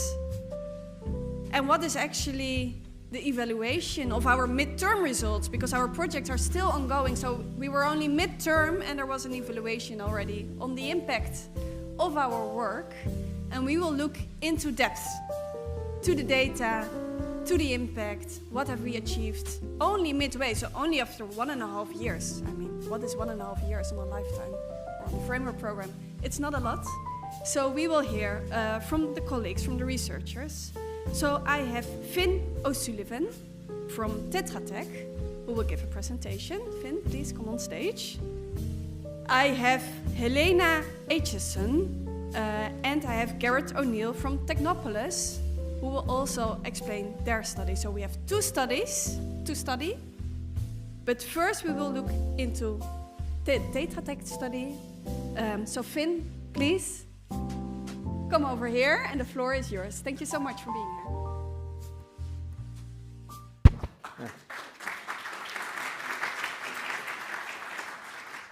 Thanks very much, Olga. Thanks very much, everyone. So yes, we were appointed on contract. So I'm from Tetra Tech, which is a research and evaluation company, and we did an early evaluation of the Horizon 2020 support to the alliances, to the R&I dimension. So the research was carried out a year ago, so I don't think the picture has changed very much, but I'll give you a short overview of what we found, which is very interesting. So we had these 12 questions looking at the transformational potential. So it's very much about the potential, as Olga just said. We all know this is an early stage, and R&I particularly, development of capabilities, is a long-term process. We looked at the results of participation in innovation systems, whether there were demonstration effects on the wider HE sector, and we made some recommendations. So just to say what we did, we had a survey and we got about 40% of all of the universities and other HE institutions in alliances contributing to that. So thanks very much everyone who did. We got some really useful information from that. We interviewed representatives of 27 alliances, which is about 2/3 of the alliances receiving grants at that point, and we talked to stakeholder organizations and member state organizations. So given the early stage, the results that we came up with were very much about expectations and understandings about what the future might bring, rather than concrete impacts. And yeah, we did our best not to be biased, but we'll have short time, so I won't go into the detail. And what we found is, overall, good evidence of strengthened capacities for research and innovation. That's a very nuanced picture, which I'll show you in a moment. But all alliances registered some benefits from the Horizon-funded projects. And so the punchline is about 1/3 of the alliance members that we interviewed said that projects had helped very much or quite significantly in developing their capabilities, and about half said somewhat, and a few said not very much. And there was some evidence of deepening relationships with wider ecosystems and government, public sector, voluntary sector, and so on. So before I get into the sort of the happy story, just some qualifications, some caveats. Obviously there is difficulties. It's really hard to make the alliances work, and that so much hard work has gone into it. There are continuing challenges with legal and regulatory contexts, different national policy objectives, and language barriers. Many of these things that you all know about. And this has meant that the development of the alliance process, at least at what we could see a year ago, was, it was progressing, but not really fast. It's a sort of slow and steady process, hopefully. But higher education institutions in all countries have gained from this. And there are very great benefits in particular for those in widening countries and for smaller universities and other institutions. So our conclusion was that the alliances are on track to transform their research and innovation capacities, but this is going to be a long-term endeavour, and as we were here listening to the discussion earlier, it's going to need ongoing support, and there are many questions about how best to provide that. We didn't find any evidence yet of any impacts on universities outside the alliances, not yet, or on the national R&I policies of member states. So I'm not sure if I should talk much about the example of results when there are so many beautiful examples outside on the boards in the coffee area. But we found good examples of the development of shared R&I strategies and roadmaps, developing common agendas, developing tools for collaboration, engaging researchers in capacity building projects was a difficulty, but many had made progress with that. There was good progress in many areas in terms of sharing capacity, infrastructure and resources. What we found is not a revolutionary approach yet, but the beginnings of cooperation, so granting access to other members in an alliance to respective research infrastructure, rather than a wholesale review of who's going to specialize in what. So perhaps a lesser rather than a greater or transformational situation in infrastructure when we looked at this last year.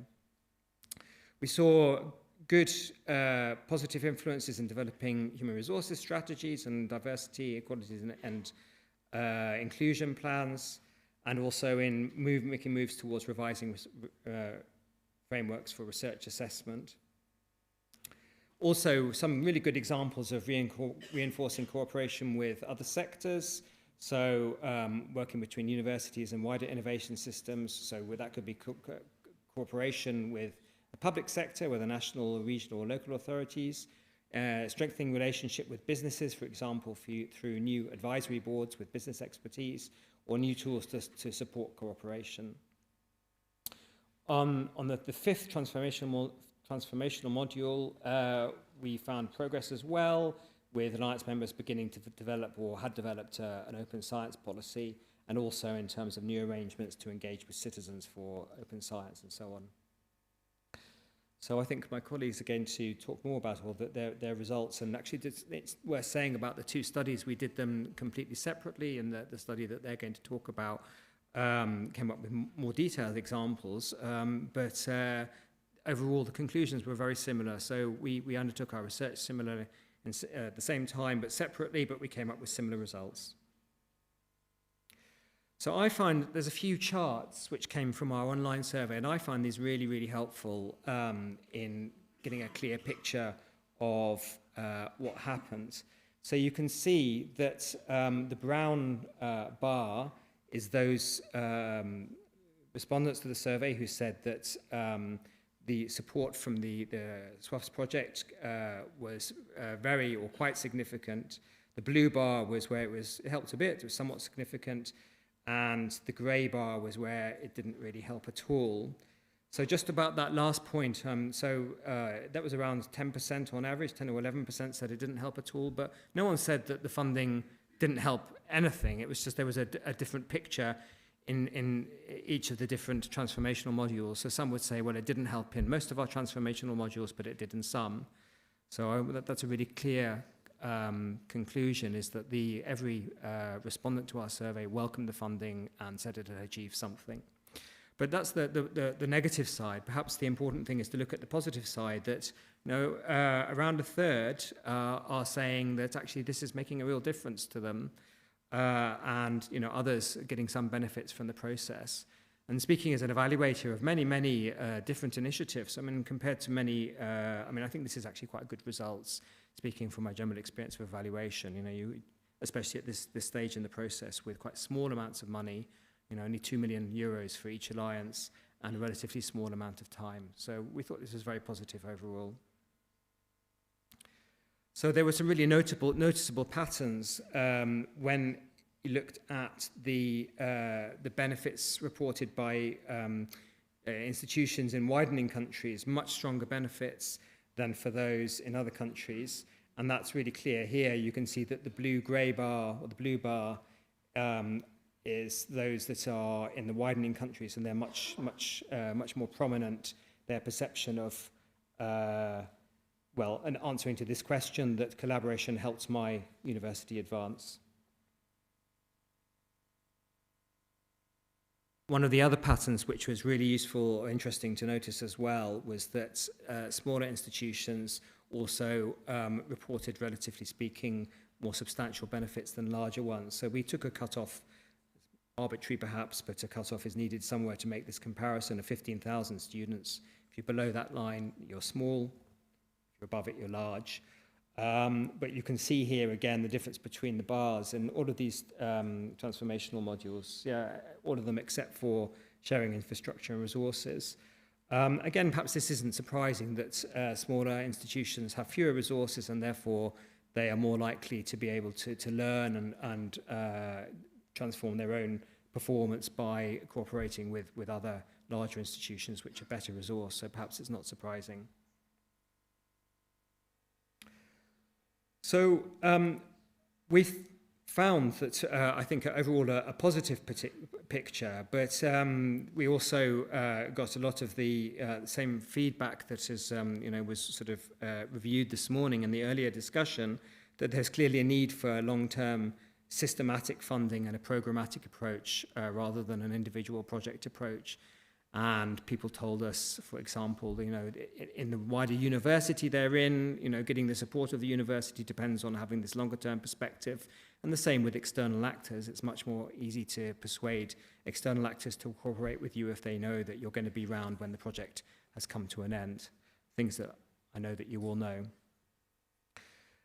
And again, the sort of headaches, and I think that, it's a real tribute looking at these results to see what has been achieved in a relatively small amount of time, given the challenges. But, everyone we spoke to agreed that there were great difficulties in combining different funding sources and the different rules and so on between a Horizon and an Erasmus. I know that's been a headache for many. Well done for overcoming it. And we looked at various solutions. These are solutions which were discussed in more detail in the reports which have now been published. And when this presentation is circulated, we'll put the links to those publications. But I'm not going to go into detail for time reasons. But there were various options. And I can see from the discussion this morning that this is still very much an active debate, which won't be solved immediately. And some other key recommendations. There was this really clear message from the alliances and from stakeholder organisations. Don't keep pushing the alliances to do more. They're doing well, or they're struggling also to keep with and to deliver on the existing set of requirements. So to keep on adding extra policy goals is going to run the risk of tripping them up before they've learned to walk properly. And secondly, also to think of the alliances not as not to forget that most universities or most higher education institutions are not in an alliance, so don't over-privilege this particular policy instrument compared to other ones. Okay, thanks very much. I think probably I'm coming up to time, so I'll hand over to Helena and Gareth. Thank you.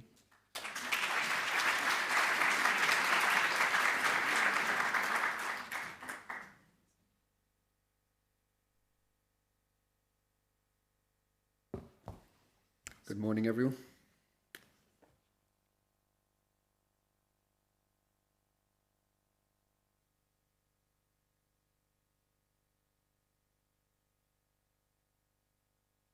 It works.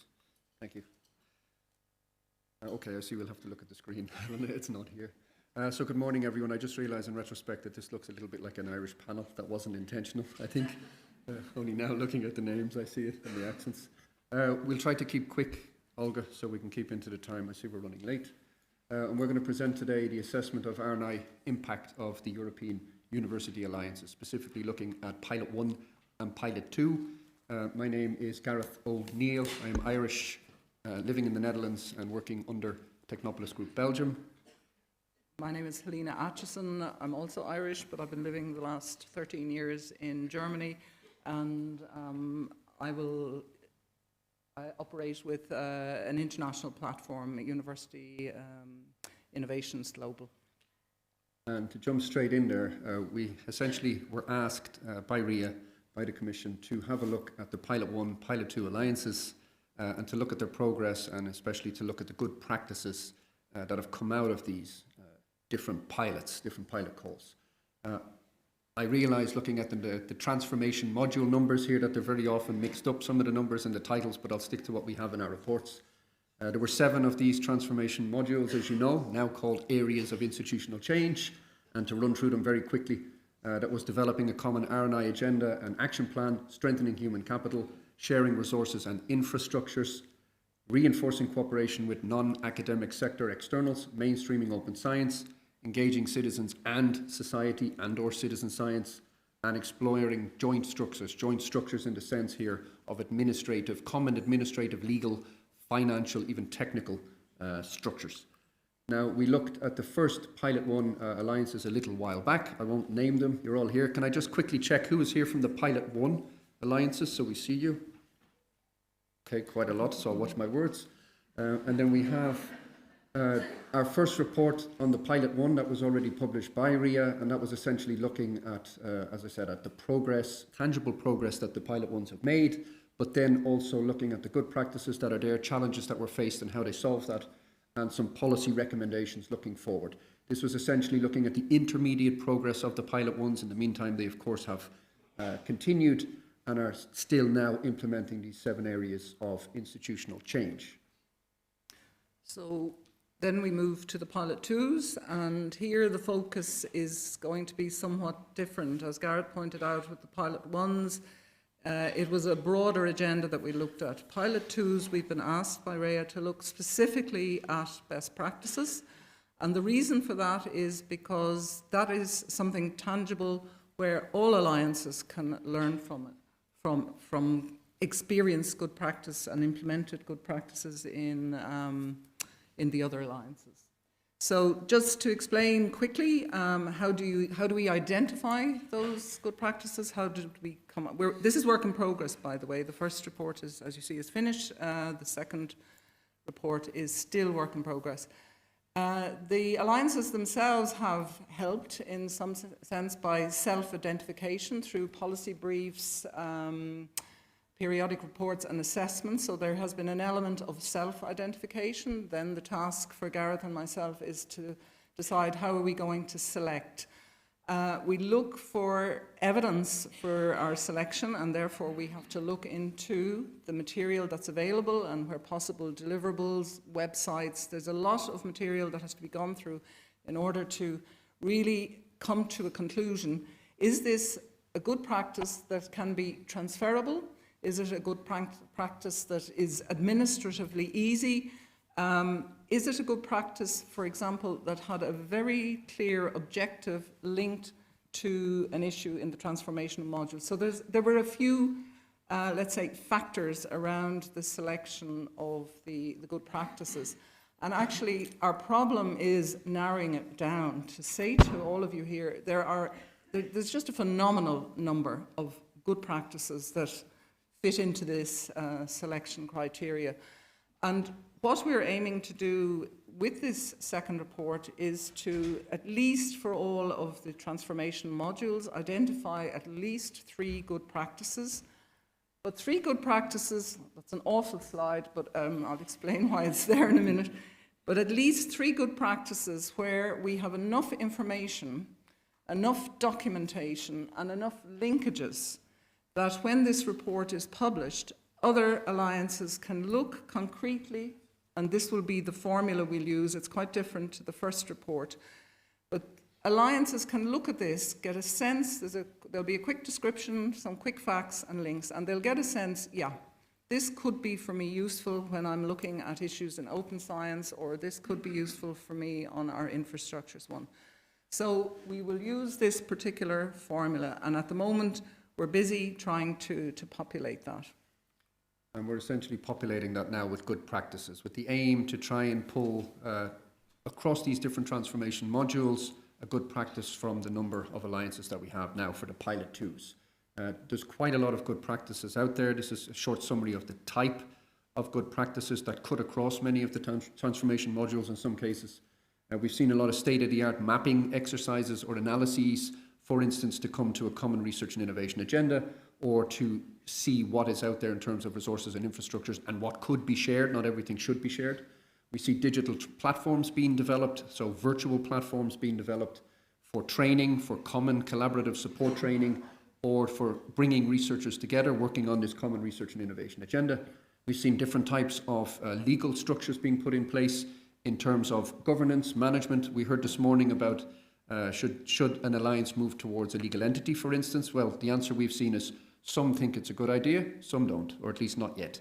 So we see, for instance, more informal groupings of colleagues across the alliances, or we see a tendency towards memoranda of understanding on different topics, or then we even see initial stages to set up actual legal entities in whatever country they are in the format that has been chosen to bring this together. So the answer there from our side is it's flexible and depends on what the alliance itself is looking for. We also see different principles and agreements to come to sharing resources and infrastructures. Again, not necessarily all what's relevant for the alliance, possibly linked to the common research and innovation agenda. And this itself is not such an easy task. You have to first map what's out there, then figure out what should be shared, then figure out how and who can gain access to that, and then figure out the costing that is involved, all in one simple enough package for a researcher who doesn't have a lot of time to go look and click. We've also seen a lot of toolboxes and trainings, especially for open science. That seems to be a priority for many, as well as citizen science. We've seen different approaches now to research assessment. That makes sense now with the rise of COARA and the focus now moving towards a new assessment system. We see practices now taking place across the alliances, different approaches.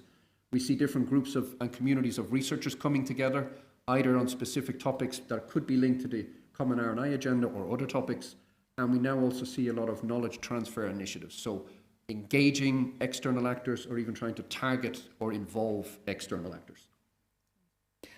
In our first report, we concluded with some observations. These would have been, let's say, dimensions in the alliances that, for Gareth and myself, going through all of the work that you had completed, certain things, given, let's say, our own experience in different innovation ecosystems, had occurred to us. And it's happening also with the pilot twos. So just to share with you now some observations that are developing, and this list is not yet final because, as I mentioned, this is work in progress.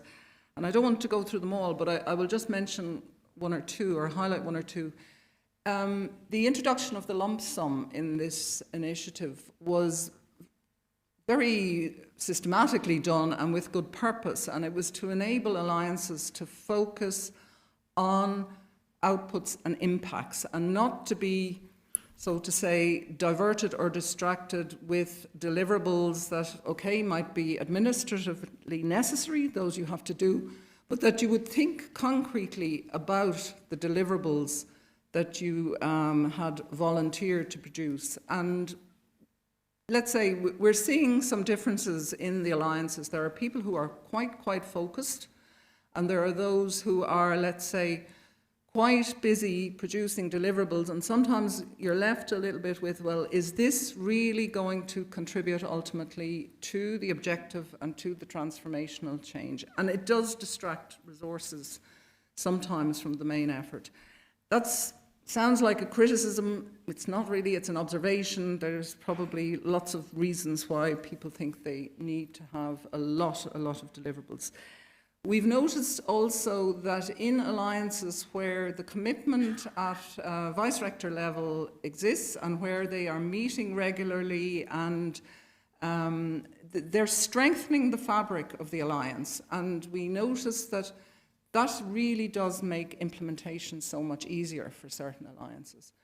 And to reflect what Finn showed in an earlier slide, the data around widening countries, around the size of the universities, we're also seeing, depending on the type of university, on the history, tradition, and trajectory, there will either be an easy pathway for implementation or people encounter very particular challenges. And we recognize those challenges and we see that people are making incredible efforts to surmount them, But it's just a fact. The universities and the partnerships are different.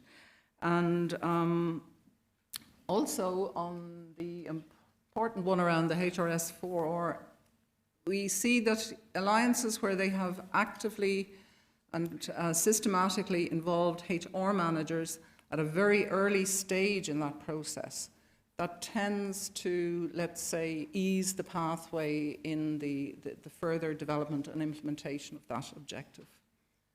And then pilot ones are now on the home stretch, so to speak. You're coming towards the end of your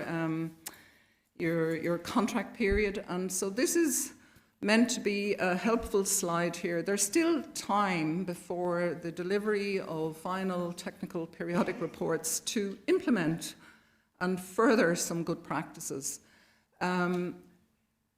Everybody wants to learn from one another. That means your websites really need to be in tip-top condition, and that means that SWOF activity needs to be visible, and it needs to be easily accessible and not somehow buried. And we've had the particular experience when we're trying to find additional information about some of the good practices of having to dive and grope to find that information. So you've time. My bitte is, please look at the websites. Please, of course, make sure that the correct Horizon Europe branding is there. That is, of course, important. We're producing a guide. The guide is meant to be helpful.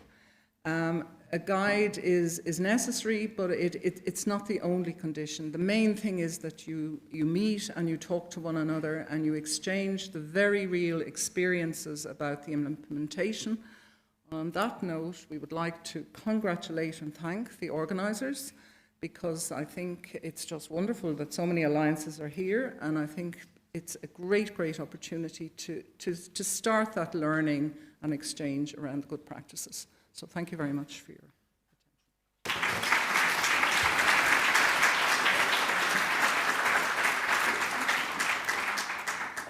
Thank you very much for this information. I think it is crucial because the conclusion of earlier this morning was the time is now to influence the policymakers, the national states, also European stakeholders about why is this research dimension in alliances so needed, and then the data and the conclusions from the 2 reports, or the 3 reports. I think the second report will be published in January, is that right?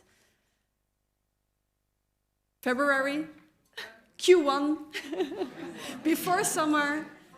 I think this data will be very, very important for us to prove the importance.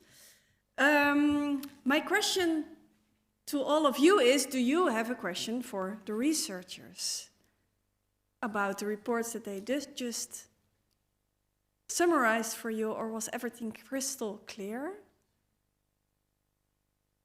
I was always asked to wait 5 seconds. So anybody who's doubting, yes. Okay, I see a raised hand.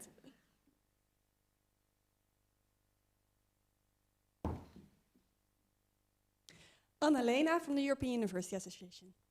Yeah, thank you very much. I think these results are very interesting, and I also think it's interesting to have these both studies next to each other to be able to compare. I just have a very practical methodological question. Who in the institutions answered your questions or surveys? Who is part of the sample, basically? Thanks.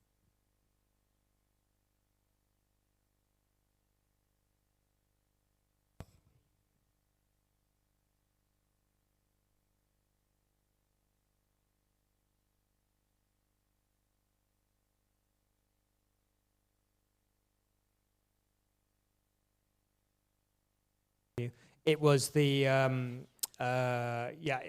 it was a representative point of contact. You have a follow-up question, Anna-Lena, or are you happy? With the microphone, please. Sorry. Because I assume it depends whom in the institution you ask. That's why I think it's always interesting to know a little bit at which level you're asking people, you may get very different answers, but I think it's still very interesting that your results came to very similar conclusions. So in that sense, that's already very, very helpful. Thanks. So I've just had clarification from the Commission that it was the coordinators, but thank you, Steen. Thank you very much. Any other question, or let's give a hand to the researchers? Olga, can I just say for the colleagues now, for the Pilot 2 report, that as we put these good practices together in the template you couldn't read, that we will be reaching out to the pilots to check what's there, that it's factual, and probably pushing you if there's deliverables that are related, if they are online, or if there's a link, or if you could make them available so the colleagues can find it. So that will be coming. I just wanted to say I think it's a really interesting point related to what you just said, which is, you know, who answers the questionnaire, because people have different opinions, but we actually had quite broad coverage, you know, a large number of responses, lots of key informant interviews, and that means that, you know, yes, some people might have some outlier views, but it tends to be averaged out. So I think actually it was a good representative sample. So, I mean, yes, I think that helps to answer your concern, perhaps. Thank you so much. I see there is one more question, Ludovic. Would you, 2 more questions? So keep it short, please, because we are also entering the time of the second panel. Okay, thank you. So I'm not sure if it's a question, actually, more on an observation. That these reports and studies are very useful, of course, but I would also be interested in a report or good practices that can be transferred to the other higher education institutions, and so that to have a transformative impact on the national educational systems. So, and then, so this is what I would also expect, that there would be something like that. And also some numbers on how many people actually used the, so these reports refer to the management or to the researchers or to the academics, but what is the impact that reaches students? And that would be also something that I would like to see in the future.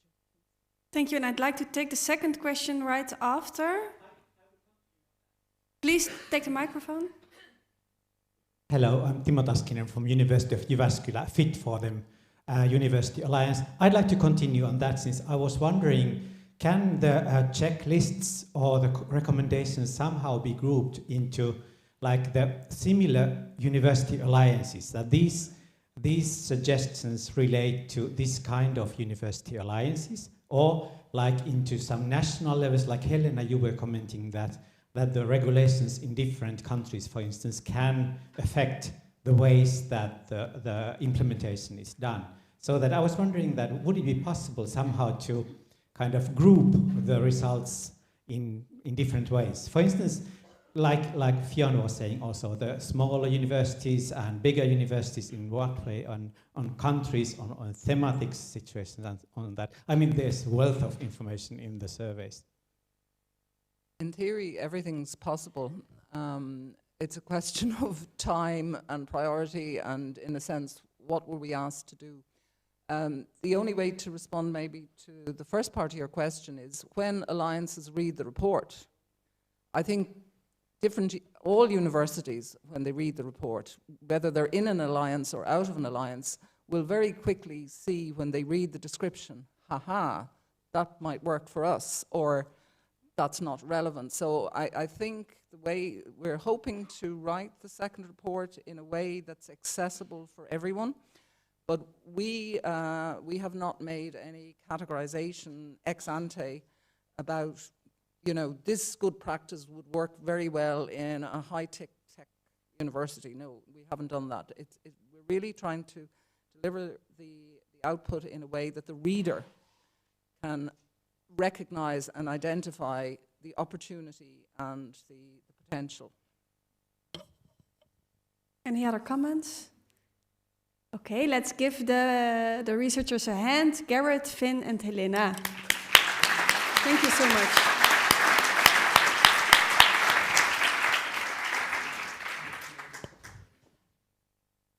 Okay, so now let's move forward to the next panel session, which title is From Agenda Setting to Implementation, Maximizing the Institutional Impact of the SWAS project. So of course it's directly related to what we have started to discuss here. And I'm very pleased to welcome on the stage the chair of this panel session, Katarzyna Molek-Kozakowska from the For Them Alliance. And I hope I did not destroy too much your name. Thank you. And please keep this.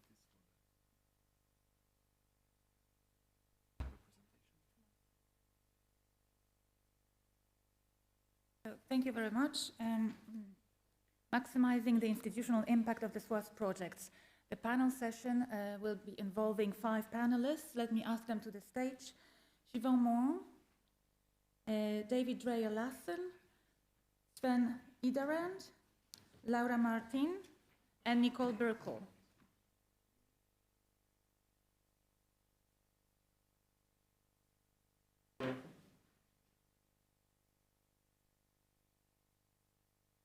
In this panel, we are going to discuss the SWAS project's capability to prompt institutional changes and transformations.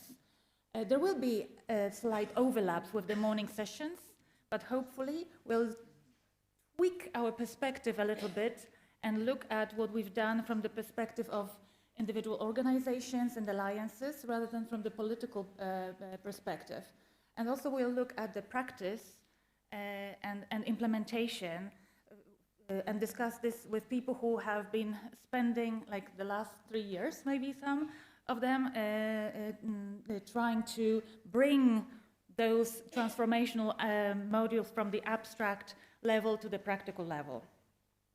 My name is Katarzyna Molek-Kozakowska, and I will be chairing this session, asking questions and, of course, recapping. And together with me are Siobhan Mohan from Run EU, who manages the Run EU Plus project, and she's based at the Technological University of the Shannon in Midland, Midwest. She's involved in the development of Run EU collaborative programs, the European Innovation Hubs, and the Run Discovery Program. Her academic background is in analytical chemistry and biotechnology, and she's been working with industry on numerous research and innovation projects. In addition, Siobhan is a senior leader in the Aurora Women's Leadership Development Program, which provides mentoring support to female managers. Welcome, Siobhan, and thank you for joining us. David Dreyer-Lassen from 4EU Plus is Prorector for Research at University of Copenhagen. As a professor of economics, he's mainly interested in social data science, political economics, and public economics, and he's been involved in cooperation with numerous institutions, such as the Center of Economic Behavior and Equality in the Copenhagen Center for Social Data Science. His consultancy activities for government and business range from the World Bank to the IMF to the Danish Economic Council and Nordic Council of Ministers. It's great having you on the panel. Thank you for joining us. Sven Iderand from Transform for Europe has a background in project management, education and entrepreneurship, serving as a project manager at the Estonian Academy of Arts. He's been responsible for securing financing for its infrastructure, and in the Transform for Europe Alliance, he's been the institutional coordinator, and since this month also a Secretary General. So thank you, Sven, for accepting this invitation among very many things that you do. Laura Martin from CEU is full professor at the University of Cadiz and member of the university's Marine Research Institute. She's involved in research and academic management, doing science in the fields of marine contamination and climate change. At present, she coordinates the Research EU project at CEU Alliance and helps to oversee a joint doctoral school established between the members of the Alliance. This is because the program was developed based on the University of Cadiz's experiences collaborating with Mexican Colombian University that Laura herself secured. So welcome, Laura, and we're looking forward to hearing your perspective in this panel. Nicole Burkle from For Them Alliance is the managing coordinator of Fit for Them project, and since 2022 also a general secretary of the For Them Alliance. An EU liaison officer at her home institution, Johannes Gutenberg University Mainz. Nicole has an extensive knowledge of European project management, policy priorities, and R&I funding schemes. To this end, she's also involved in the Professional Development and Recognition Committee of the IARMA. Today she will be speaking on behalf of JGU Vice President for Research, Professor Stefan Miller-Stach, who is the Fit for Them coordinator, but who couldn't make it today. So thank you, Nicole, for stepping in and offering your perspective in this panel. So the organizing committee of this conference has asked those people to contribute their perspectives and also to discuss issues related to research, innovation, and transfer in the alliances, because the projects asked alliances to embark on very many new tasks, setting up joint research agendas and action plans, as mentioned before, exchanging best practices, as was just explained, developing tools and structures to facilitate cooperations and bringing researchers together. All of these can also be seen in the posters outside. And taking the next step from setting the agendas to implementing new formats and activities requires time and resources. Some alliances were able to build on the pre-existing cooperation that originated even from before they were formally established. Other alliances needed more time, especially with the research mission, to harmonize the diverse priorities, policies, internal workflows, and resources. So we're going to talk about achievements in diverse areas, or so-called transformational modules, with specific examples of institutional or alliance level impact, but also of challenges that were encountered on the way.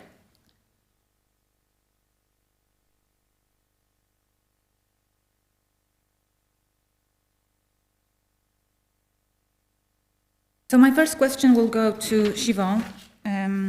We know that RUN-EU stands for the Regional University Network, right?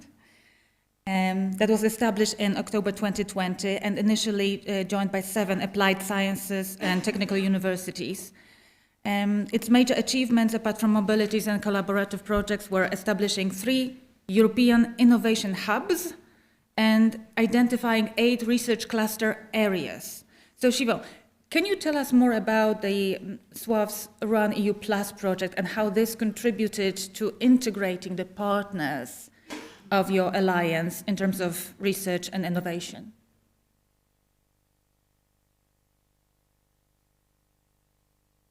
Hello, everybody. Can you hear me? Yep, can you hear me? Delighted to be here today representing our regional university network, or RUN-EU. I'd like to thank the organisers for giving me the opportunity to be here and to be part of these very interesting discussions. So as Katerina said, RUN stands for the Regional University Network, and that's the focus of our European university. So I manage the SWAF's project, which is called RUN-EU Plus, and the Plus stands for Professional Research Degree Programs for Business and Society. So our regional partners are very important and play a key role in the development of these Masters by Research and PhD programs, which are collaborative programs which we have developed across the Alliance. So the key thematic areas of the PhD and Master's programs that were developed are in sustainability, digitalization, and social innovation. Supervisory teams and program teams have been developed across the RUN Alliance, and the students that are on the programs, they undertake mobility. And a key focus really is that these PhD programs, so the research projects, are focused on a challenge that a company faces or an organization faces that is key to their strategic development. So the supervisory teams are across our alliances, so there's 2 or 3 supervisors from the different partners, and that really is the key contribution that our SWAF's project it contributes really to the integration of partners in research and innovation.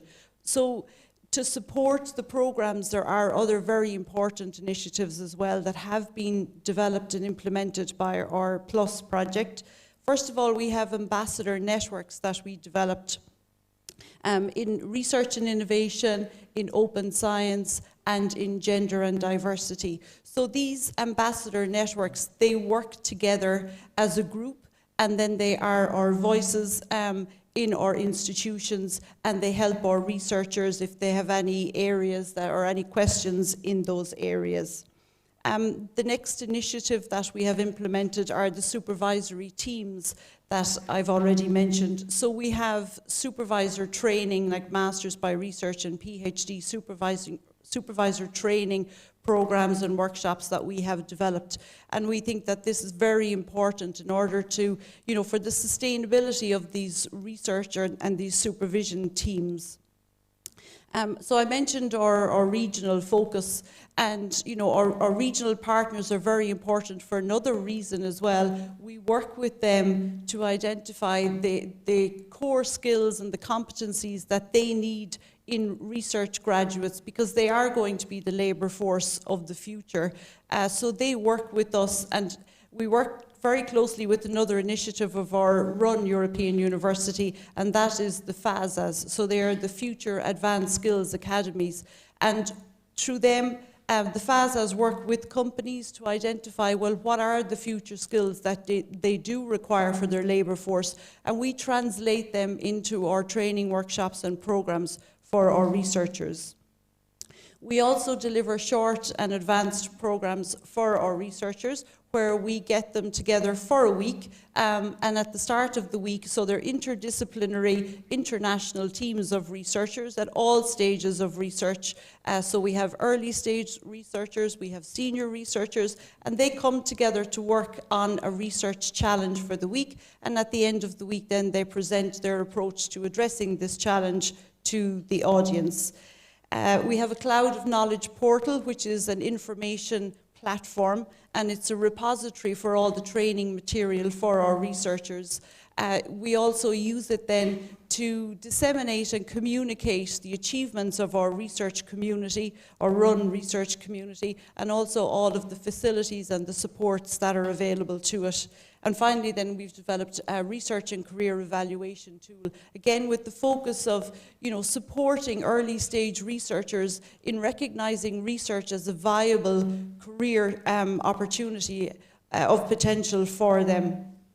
So I hope from all of this you can see that Run EU Plus is really helping run our European University to develop a vibrant research community, because again, it's this vibrant research community that will deliver for our regions. The whole purpose is that we're helping our regional partners to develop innovative products and processes that will help them deliver on their own strategic goals. So the knowledge that is developed through our research projects then are transferred out into our regions, and we're developing frameworks to allow that knowledge transfer to happen as well.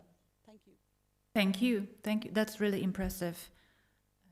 Thank you very much. Of course, the importance of developing joint PhD programs in those transdisciplinary fields, especially if they are embedded in regional needs and ecosystems, cannot be underestimated.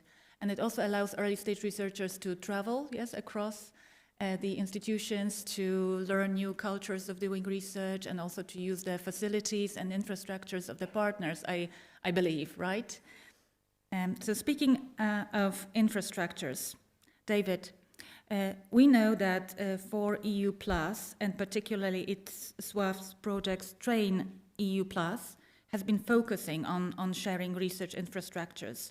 But given that for EU Plus Alliance is made of 8 research-intensive, comprehensive public universities with a very long tradition and history, and very diverse infrastructures, can you tell us more about the achievements that you oversaw regarding making those resources available and accessible to the partners, please? Thank you very much. Actually, this morning worked as, I guess, the perfect setup for what I'm going to talk about. First, Marc Tachilet talked about the importance of removing barriers to sharing research infrastructure. And we also heard from the earlier panel the importance of research infrastructures for attracting talent, which is a very important part of basically my daily work as the Pro-Rector for Research and Innovation at Copenhagen. And this has indeed been a central part of the Train for EU Plus. There is actually a poster outside on this specific topic that you can see in the break, and from Heidelberg is presenting. And I also picked up on what you said earlier on sharing the best practices.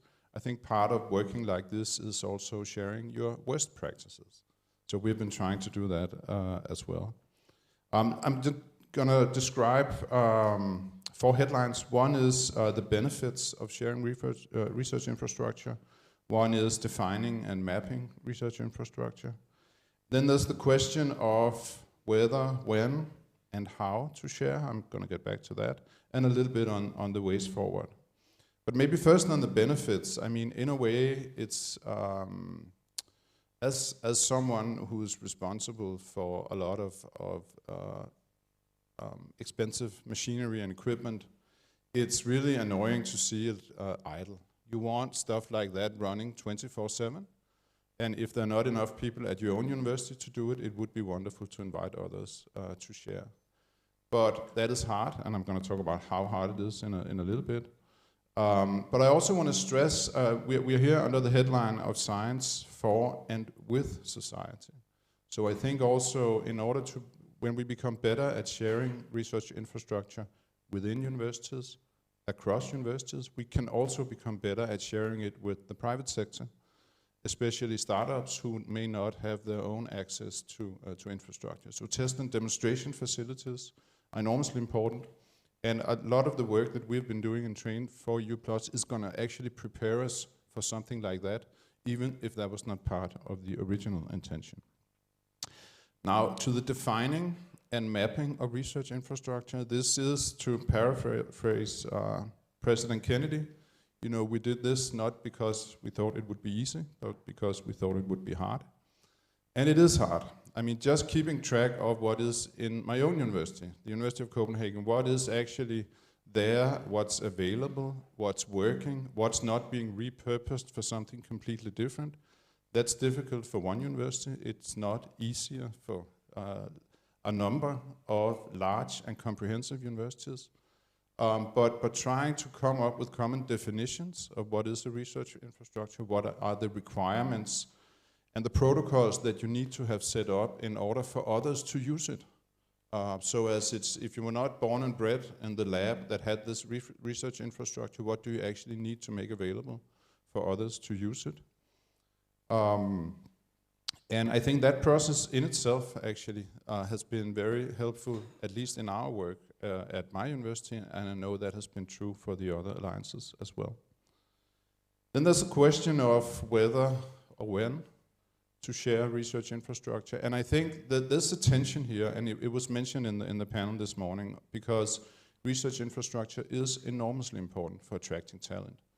But if you share everything, then maybe you are undermining your ability to attract the right talent. So there's something we should not expect all universities to automatically want to share their pricey infrastructure, because this is one of the key ways in order to attract the people you want.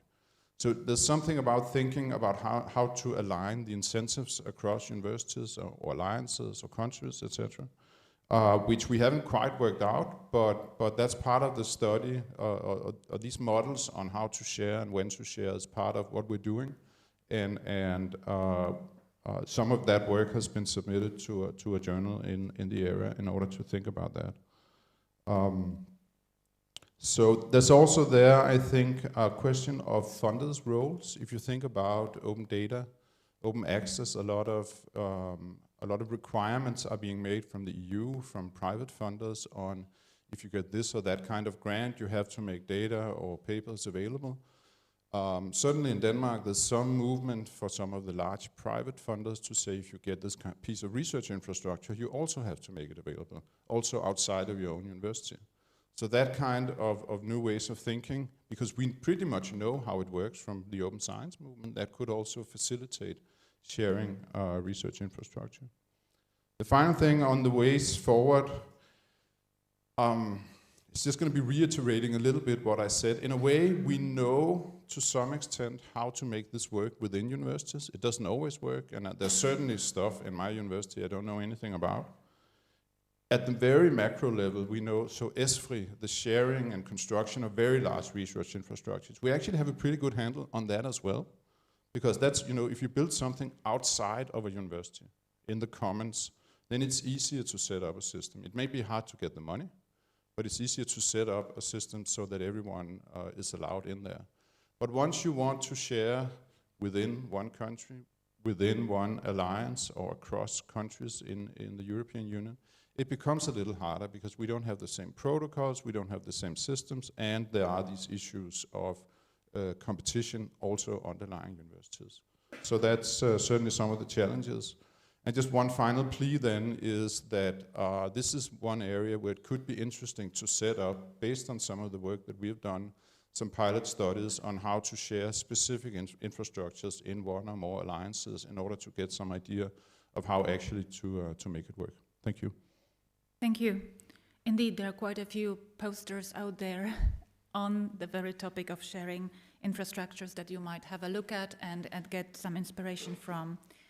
Yes, thank you for explaining how you did it in your alliance, and indeed it seems that we all need in our alliances flexible models that, first of all, respect national legislation and other contractual obligations, but also increasingly, yes, go into the direction of openness and sharing, and have this culture, enable a culture of sharing. So I'm now going to turn to Sven to hear more about the useful lessons that Transform for Europe and its SWAS project have learned about the cross-cultural working environments, and especially to how to maximize institutional impact with the use of enablers that would implement such environments. So can you please share some of the examples of that in your project, please? Thank you very much. First of all, I'm also happy to be here and present Transform for Europe and our SWAS project T4RI. I'm even more happy to be here with our experts who actually have done most of the job that I'm speaking about here. So if you have any more specific questions, they're always happy to answer. Yeah, Transform for Europe started out as an alliance that didn't include universities that had done research-related projects together so much. There were like few examples. So building up the whole system was quite a challenge at the beginning. So we had quite a small amount of time to build up a like 10 or more year program that we want to achieve. So as it was said before, you should actually keep it simple. That's what we tried to do. We tried to first put together a really good team. And the idea was to have people who are experts in their field, but they have also enough contacts and authority in their own academy that they can actually achieve the things that we're planning to do. And the second one, we started to look, so what is the base and how we can develop it and where you want to go on from there. So the first base was, of course, actually understanding what kind of resource do we have. And for that, then not having to always have this top-down initiative that go and work together with other universities that you haven't maybe met before. So we started off with also this collaboration platform, which is live now, and which we are also trying to include the infrastructure in that as well, which is, of course, as we said before, a bit more complicated issue than just having researchers coming together and finding mutual research topics. But we really wanted to achieve that there is a basis where we know what's happening in all the universities and what's the knowledge that we have, what is the possibilities we have to work with each other, even for the universities that haven't worked together. I represent the outlier in this alliance. We are the smallest and the only specific university, the art university, and it would be like, okay, what to do with comprehensive universities, but there are actually so many things you can find out when you actually meet the people in each of the universities. The overlaps are really, really big. And from there, from this baseline, where you know for whom do you actually offer those options that we can in this project, we went into this development part, which we see as the how do we work with this state-of-the-art human capital that we have. And one thing that we were really happy to involve was also to involve the support staff of the research, which was also pointed out by the Commission as a a best practice in a way that we don't only, okay, this part is for researchers, let's do research, but we also want to engage all of the people who are working together with the researchers and develop the program jointly, or already asking their input to the program. What do they need? Where is the information going? And where do they get the information? And although, of course, it is a challenge to have a bigger development program in the SPEAK Alliance, I think in the long run, because we have another year of this project, and then, of course, the longevity of the whole alliance as such, we hope that it will be really beneficial, because we have the, in a way, so-called like wider range of transformers, how you want to call them, who will actually can benefit from the work that we're doing. And the third part, which is we're just getting into the piloting now, is the Science for All initiative we have, which is taking together all of the strategies about open science, about science communication. And what we're seeing at the moment is that it's really needed. We're trying to develop quite big programs for all the researchers and also the partners. But the impact of those things, even if we can pilot them during the project, will be seen, I think, in many, many next years. Because although you want to have a magic pill that makes everything work instantly, those things take time. Research takes time. Collaboration takes even more time. So we are really now trying to find, so what would be the best steps that we can use, either in our big Erasmus project and go on with the same initiatives, and also keep those things going in different forms that we can. So although we see that the SWAS project has been a really great enabler for us to actually multiplying the things that we are doing separately, we see that the 3 years that we've been working together has just been the start, that we want to go on and develop like next further issues that we want to work on and offer even better solutions. Because now we also have grown as Alliance, now we have 10+1 partners, so it is even more work that we have to do. Thank you. Mm-hmm. Thank you for explaining this process of mapping and creating new structures. And I'm really glad that you mentioned the administrative staff, the support staff, yes, because sometimes yes, we have to work together, yes, and it's important to mention that. The fact that we have human capital is one thing, yes, but we have to maintain it too, yes. It's not that you just have it forever, yes. There's an ongoing work with upskilling. Mm-hmm. And I understand that many other alliances might be inspired, yes, because we are all figuring out how to make the things we build sustainable and impactful in the future. So thank you again. Speaking of future impact and of designing a sustainable research agenda, Laura, question for you. At CEU, which is now made of 9 universities, and they are all characterized by the openness towards the sea and ocean, which makes you very special. And through your Research EU project, how did you build a reliable and trustworthy research structure that will enable researchers to work together in years to come?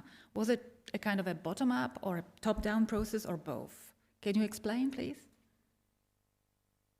Very much, Katarzyna. Good morning, all. I'm very pleased to be here today in such a necessary and inspiring event. Through our Research project, our SWAP project, we have the opportunity to work towards intensifying research and innovation. The Alliance has this opportunity and involved not only the 6 first universities, partners universities that were taking part in the SWAP project, but also the 3 new recently incorporated universities. With this work, intensifying this research and innovation framework, we focus firstly in resilience, which was a novel transformation model that we included in our project, and also in facilitating engagement with the stakeholders, open science practices, innovation and entrepreneurship, promotion of early stage researchers, Let's say that, with all these different actions, we increase this research and innovation in the framework of the alliance, getting different results. More collaboration between partners, universities, and other universities, and different good practices that were very useful, related with, let's say, with digitalization, with remote working, with anti-fragility think tank, best practices in open science, and we also were able to design and incorporate different platforms for learning entrepreneurship and innovation, a toolkit for open science, and a platform, our platform C-Innovate Hub, that provides the opportunity of training and the opportunity of having access to all our infrastructure research groups. And also, it provides the opportunity to put in contact academics and researchers with the business world to get different services. So let's say that we were able, more or less, to have the framework with a bottom-up strategy, a research agenda that answers or gives response to the society challenges, challenges of coastal cities and beyond.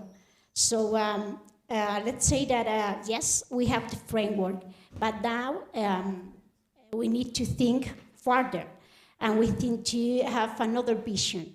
In this sense, it is very important for us a top-down strategy.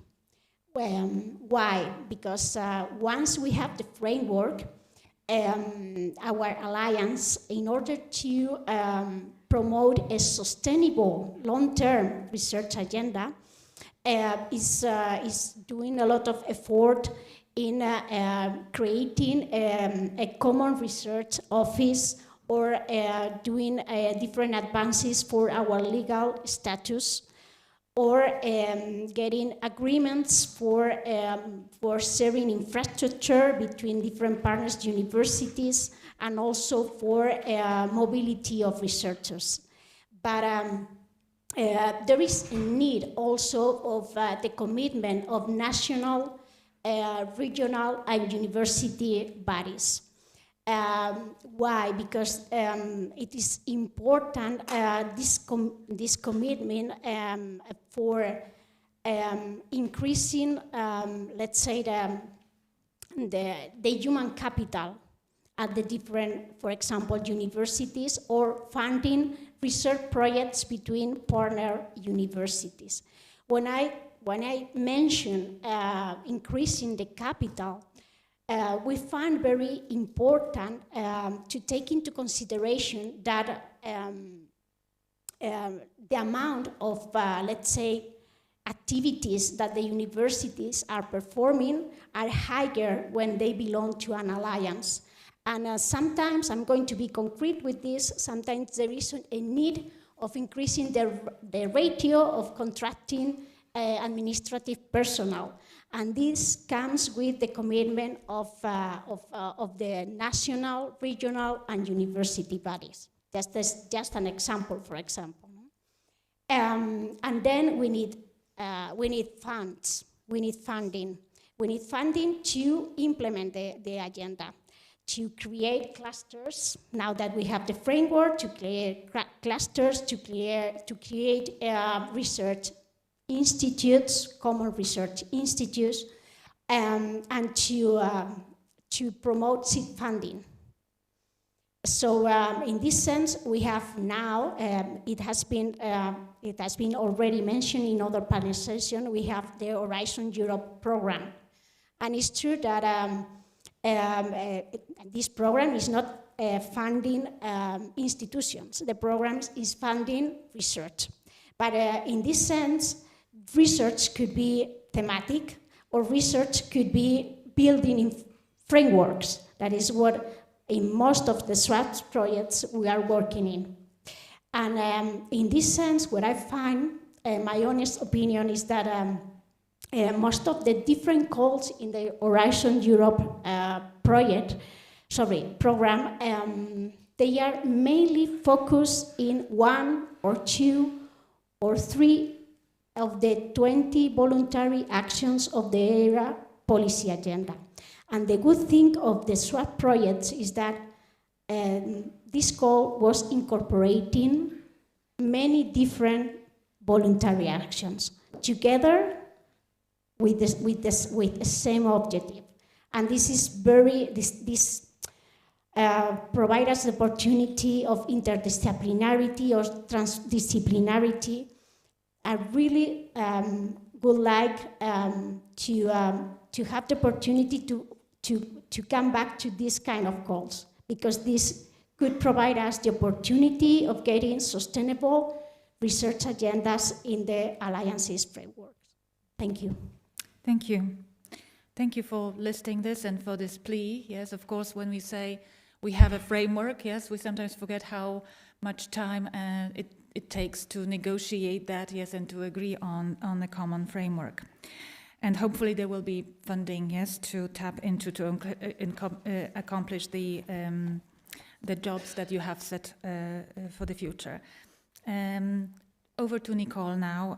Let's talk a little bit about the funding of the research dimension of the alliances. We all want to continue, right? We want to develop the actions related to R&I at the alliance level and beyond. Given Fit for Them's experiences and recommendations, how do you advise to move forward without a solid, flexible and targeted budget to implement those results? How did For Them Alliance cope with the challenge? Can you share, please? Yeah, sure. Thank you very much for the opportunity to speak here. And what I would like to start with is not so much only related to the Fit for Them project, but when we were designing this whole panel, we definitely thought, and this is what Lara already started, that we have to talk about the funding as well, and not only showcasing our results and our approaches to specific topics. So first of all, I would like to say that we can be really, really proud about what we have achieved with the funding of European Commission, which was provided, but also not only about the funding, but I think we reached what we have reached because of the commitment, the engagement, and the true belief of the people at our universities that you can't build a real European university network without taking the research and innovation dimension properly into account, as, for example, also Ludovic this morning already pointed out. In our network, as in most of the other alliances, all partner universities are multidisciplinary public research universities. So a main focus on educational issues for us felt a little bit when we started with For Them, like, let's say, walking on one leg and thus not having a firm footing. So it was very, very crucial for us that the research innovation dimension should be properly embedded in all the alliance activities. And that's, of course, what needs funding. So the SWAP's call was very much appreciated in the For Them Alliance. And now we have to speak about how we continue from that. So during the next couple of minutes, and I apologize for that, I will not only show success stories, but I will also be a bit critical about approaches that have been taken, not critical, well, approaches by our university or our alliances, but in general. So we already discussed this morning the investment pathway that the European Commission engaged us in a discussion about, and this is also highly appreciated. So, for example, we are very much encouraged to get engaged in projects from Horizon Europe framework, let's say Marie Skłodowska-Curie Action, the infrastructures program, the widening program, including the excellence initiative, and so on, but also in other funding schemes like Digital Europe, then national support, of course, is a topic, structural funds, and so on. And that's all great, and I think most of us are already doing that, and also the For Them Alliance, we have first applications, we have first projects, but to be honest, that doesn't perfectly help to implement what we have developed in the SWAPS projects.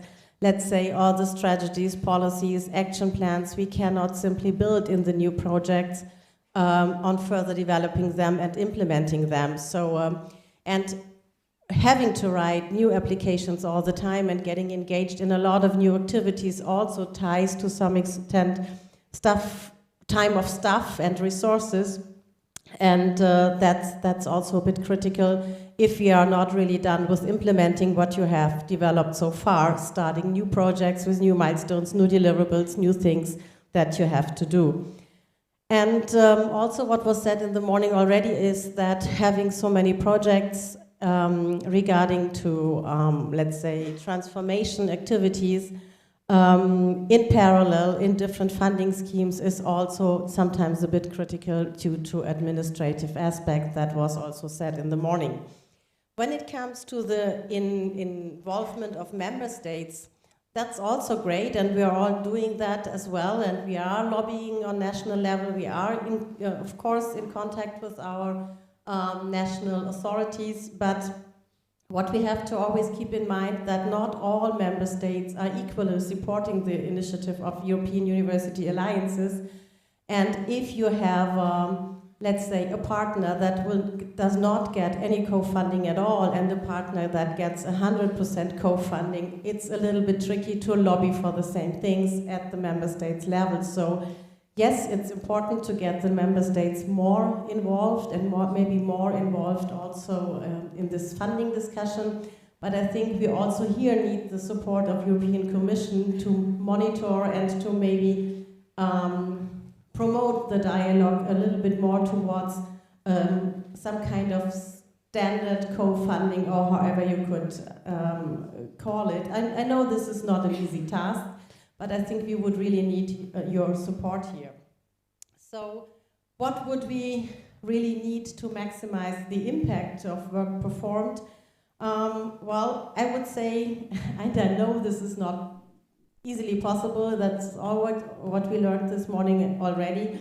We would need, let's say, kind of a solid, sustainable basic funding that we can build on and that would allow to workers on all the missions. And then, of course, project-based funding needs to come on top to do all that. So I think this would be crucial, and of course, to really generate the impact, we would definitely need more time, because the impact of what we have done in this 3 years project will only show way in some areas quite a long time after the project has ended, and if there is no funding to continue, that will make it for some universities at least difficult to continue the work. So yes, this is another part. So, but now I will come to what For Them did and what For Them would consider as our success story. Well, as it was clear that there would be no, let's say, any kind of follow-up funding for the SWAS project, for us it was clear that we would bring as much as possible from the SWAS project to the structures, to the activities of the Alliance. And we started very early during the lifetime of Fit for Them to establish our own Research, Innovation and Transfer mission. And this Research, Innovation and Transfer mission has, let's say, 3 pillars. A mission board that is partly, not fully, but partly the same people who participate in the General Assembly of Fit for Them. It's high-level decision makers from our universities, vice presidents for research, innovation and transfer mainly, or researchers with a mandate to really take decisions for the universities. And these people will help to guarantee that we are able to implement what we have done in Fit for Them. The second pillar is that we will definitely continue our joint research, our Virgil Joint Research Services and Policy Office that has the concrete task to further develop the strategies and policies we put in place and to take care for the implementation. Of course, this, as it is a new project application, there are some additional tasks. But this office is also there to support the research groups that want to go for joint applications, for example. And the third pillar is that we already established a For Them Academy for early stage researchers that will allow us to continue, let's say, the discussion when it comes to research assessment, career assessment our open science practices and all the trainings we piloted in the Fit for Them project, and many of the things we are now doing, like cross-alliance mentoring program or other activities, directly result from activities that we have started in Fit for Them. So maybe I would stop with that good practice, because this is the direct result from the Fit for Them project. Everything we are doing in the new mission in For Them is based on what we have worked on in the project. Thank you. That is very precautious, yes, of this having happened, that the results are now exploited, yes, more fully through the new structures and pillars. And thank you, Nicole, for rolling out the investment pathways and also the some problems this incurs. We really need to have a better idea how to maximize impact for the work that we've done so far. And good luck to all of you who've showed us that it's really a lot of work and a lot of new ideas and new initiatives, yes, that are really nice if they were brought to life. So I have a list of follow-up questions to our panelists, but we are really not in a position to ask them because the time is up.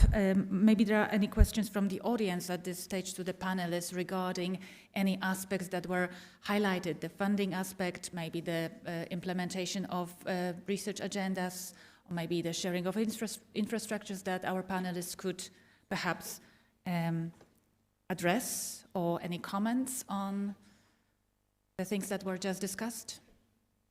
Okay.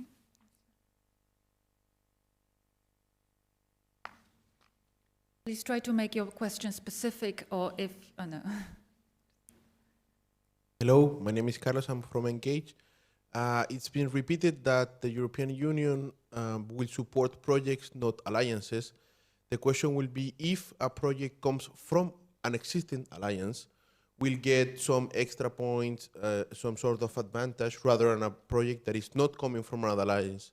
So if that is not the case, that I'm looking like that, then what will be the added value of presenting a project within an alliance? Is anyone happy to take up this question from the panelists?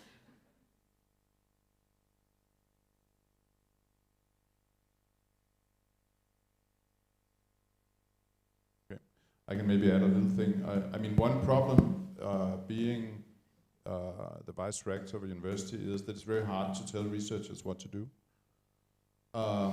So that means that telling my researchers, if you want to call them that they should cooperate within a project with some other university on a research project. That's really hard. What we can do is say, try to develop common protocols for what I was talking about before, for research infrastructure, etc.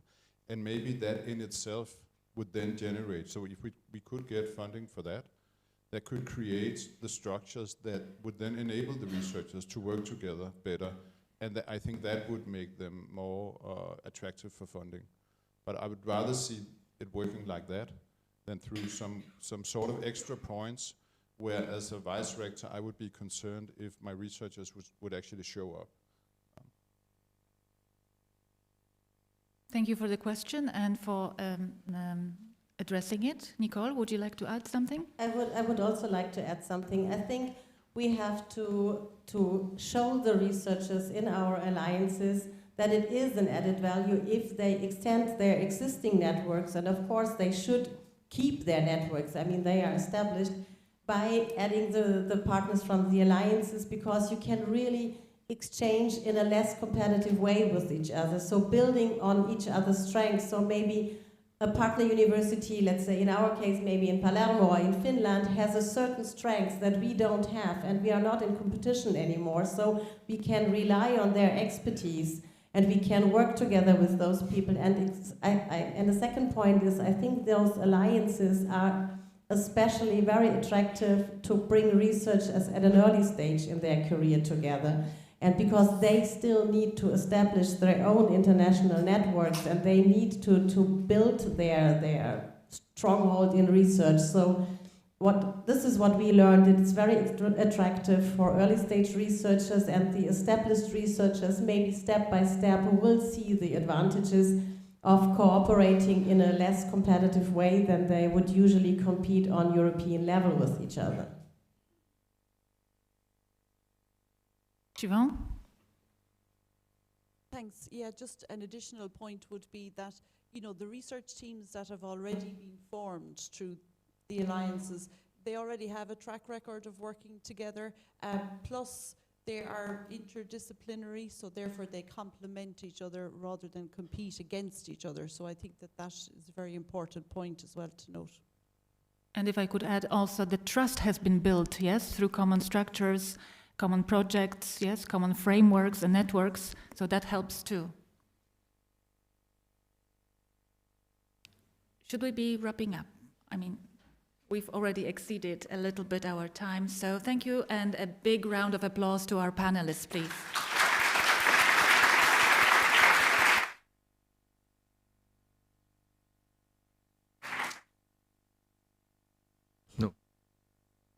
We could also probably extend the applause to all the morning speakers and sessions. Huh?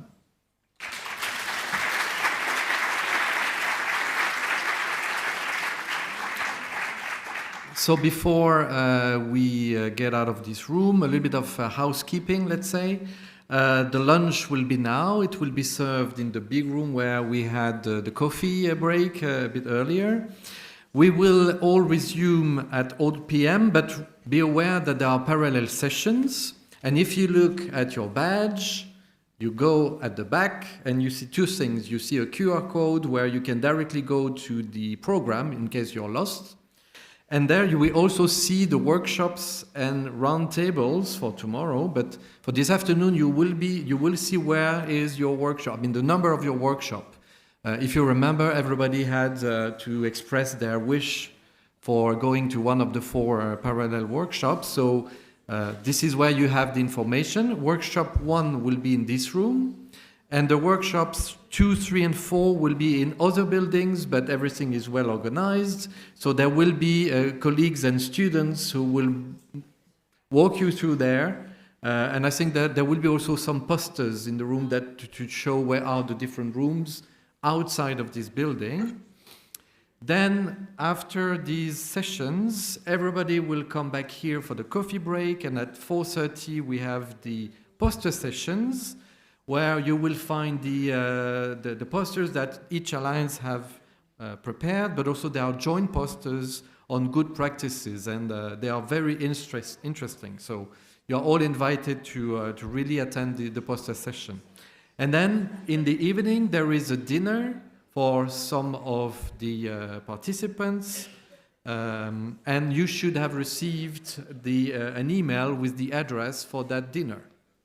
Okay, so I guess we're all set, so we can go to the lunch and see you after the lunch break. Thank you.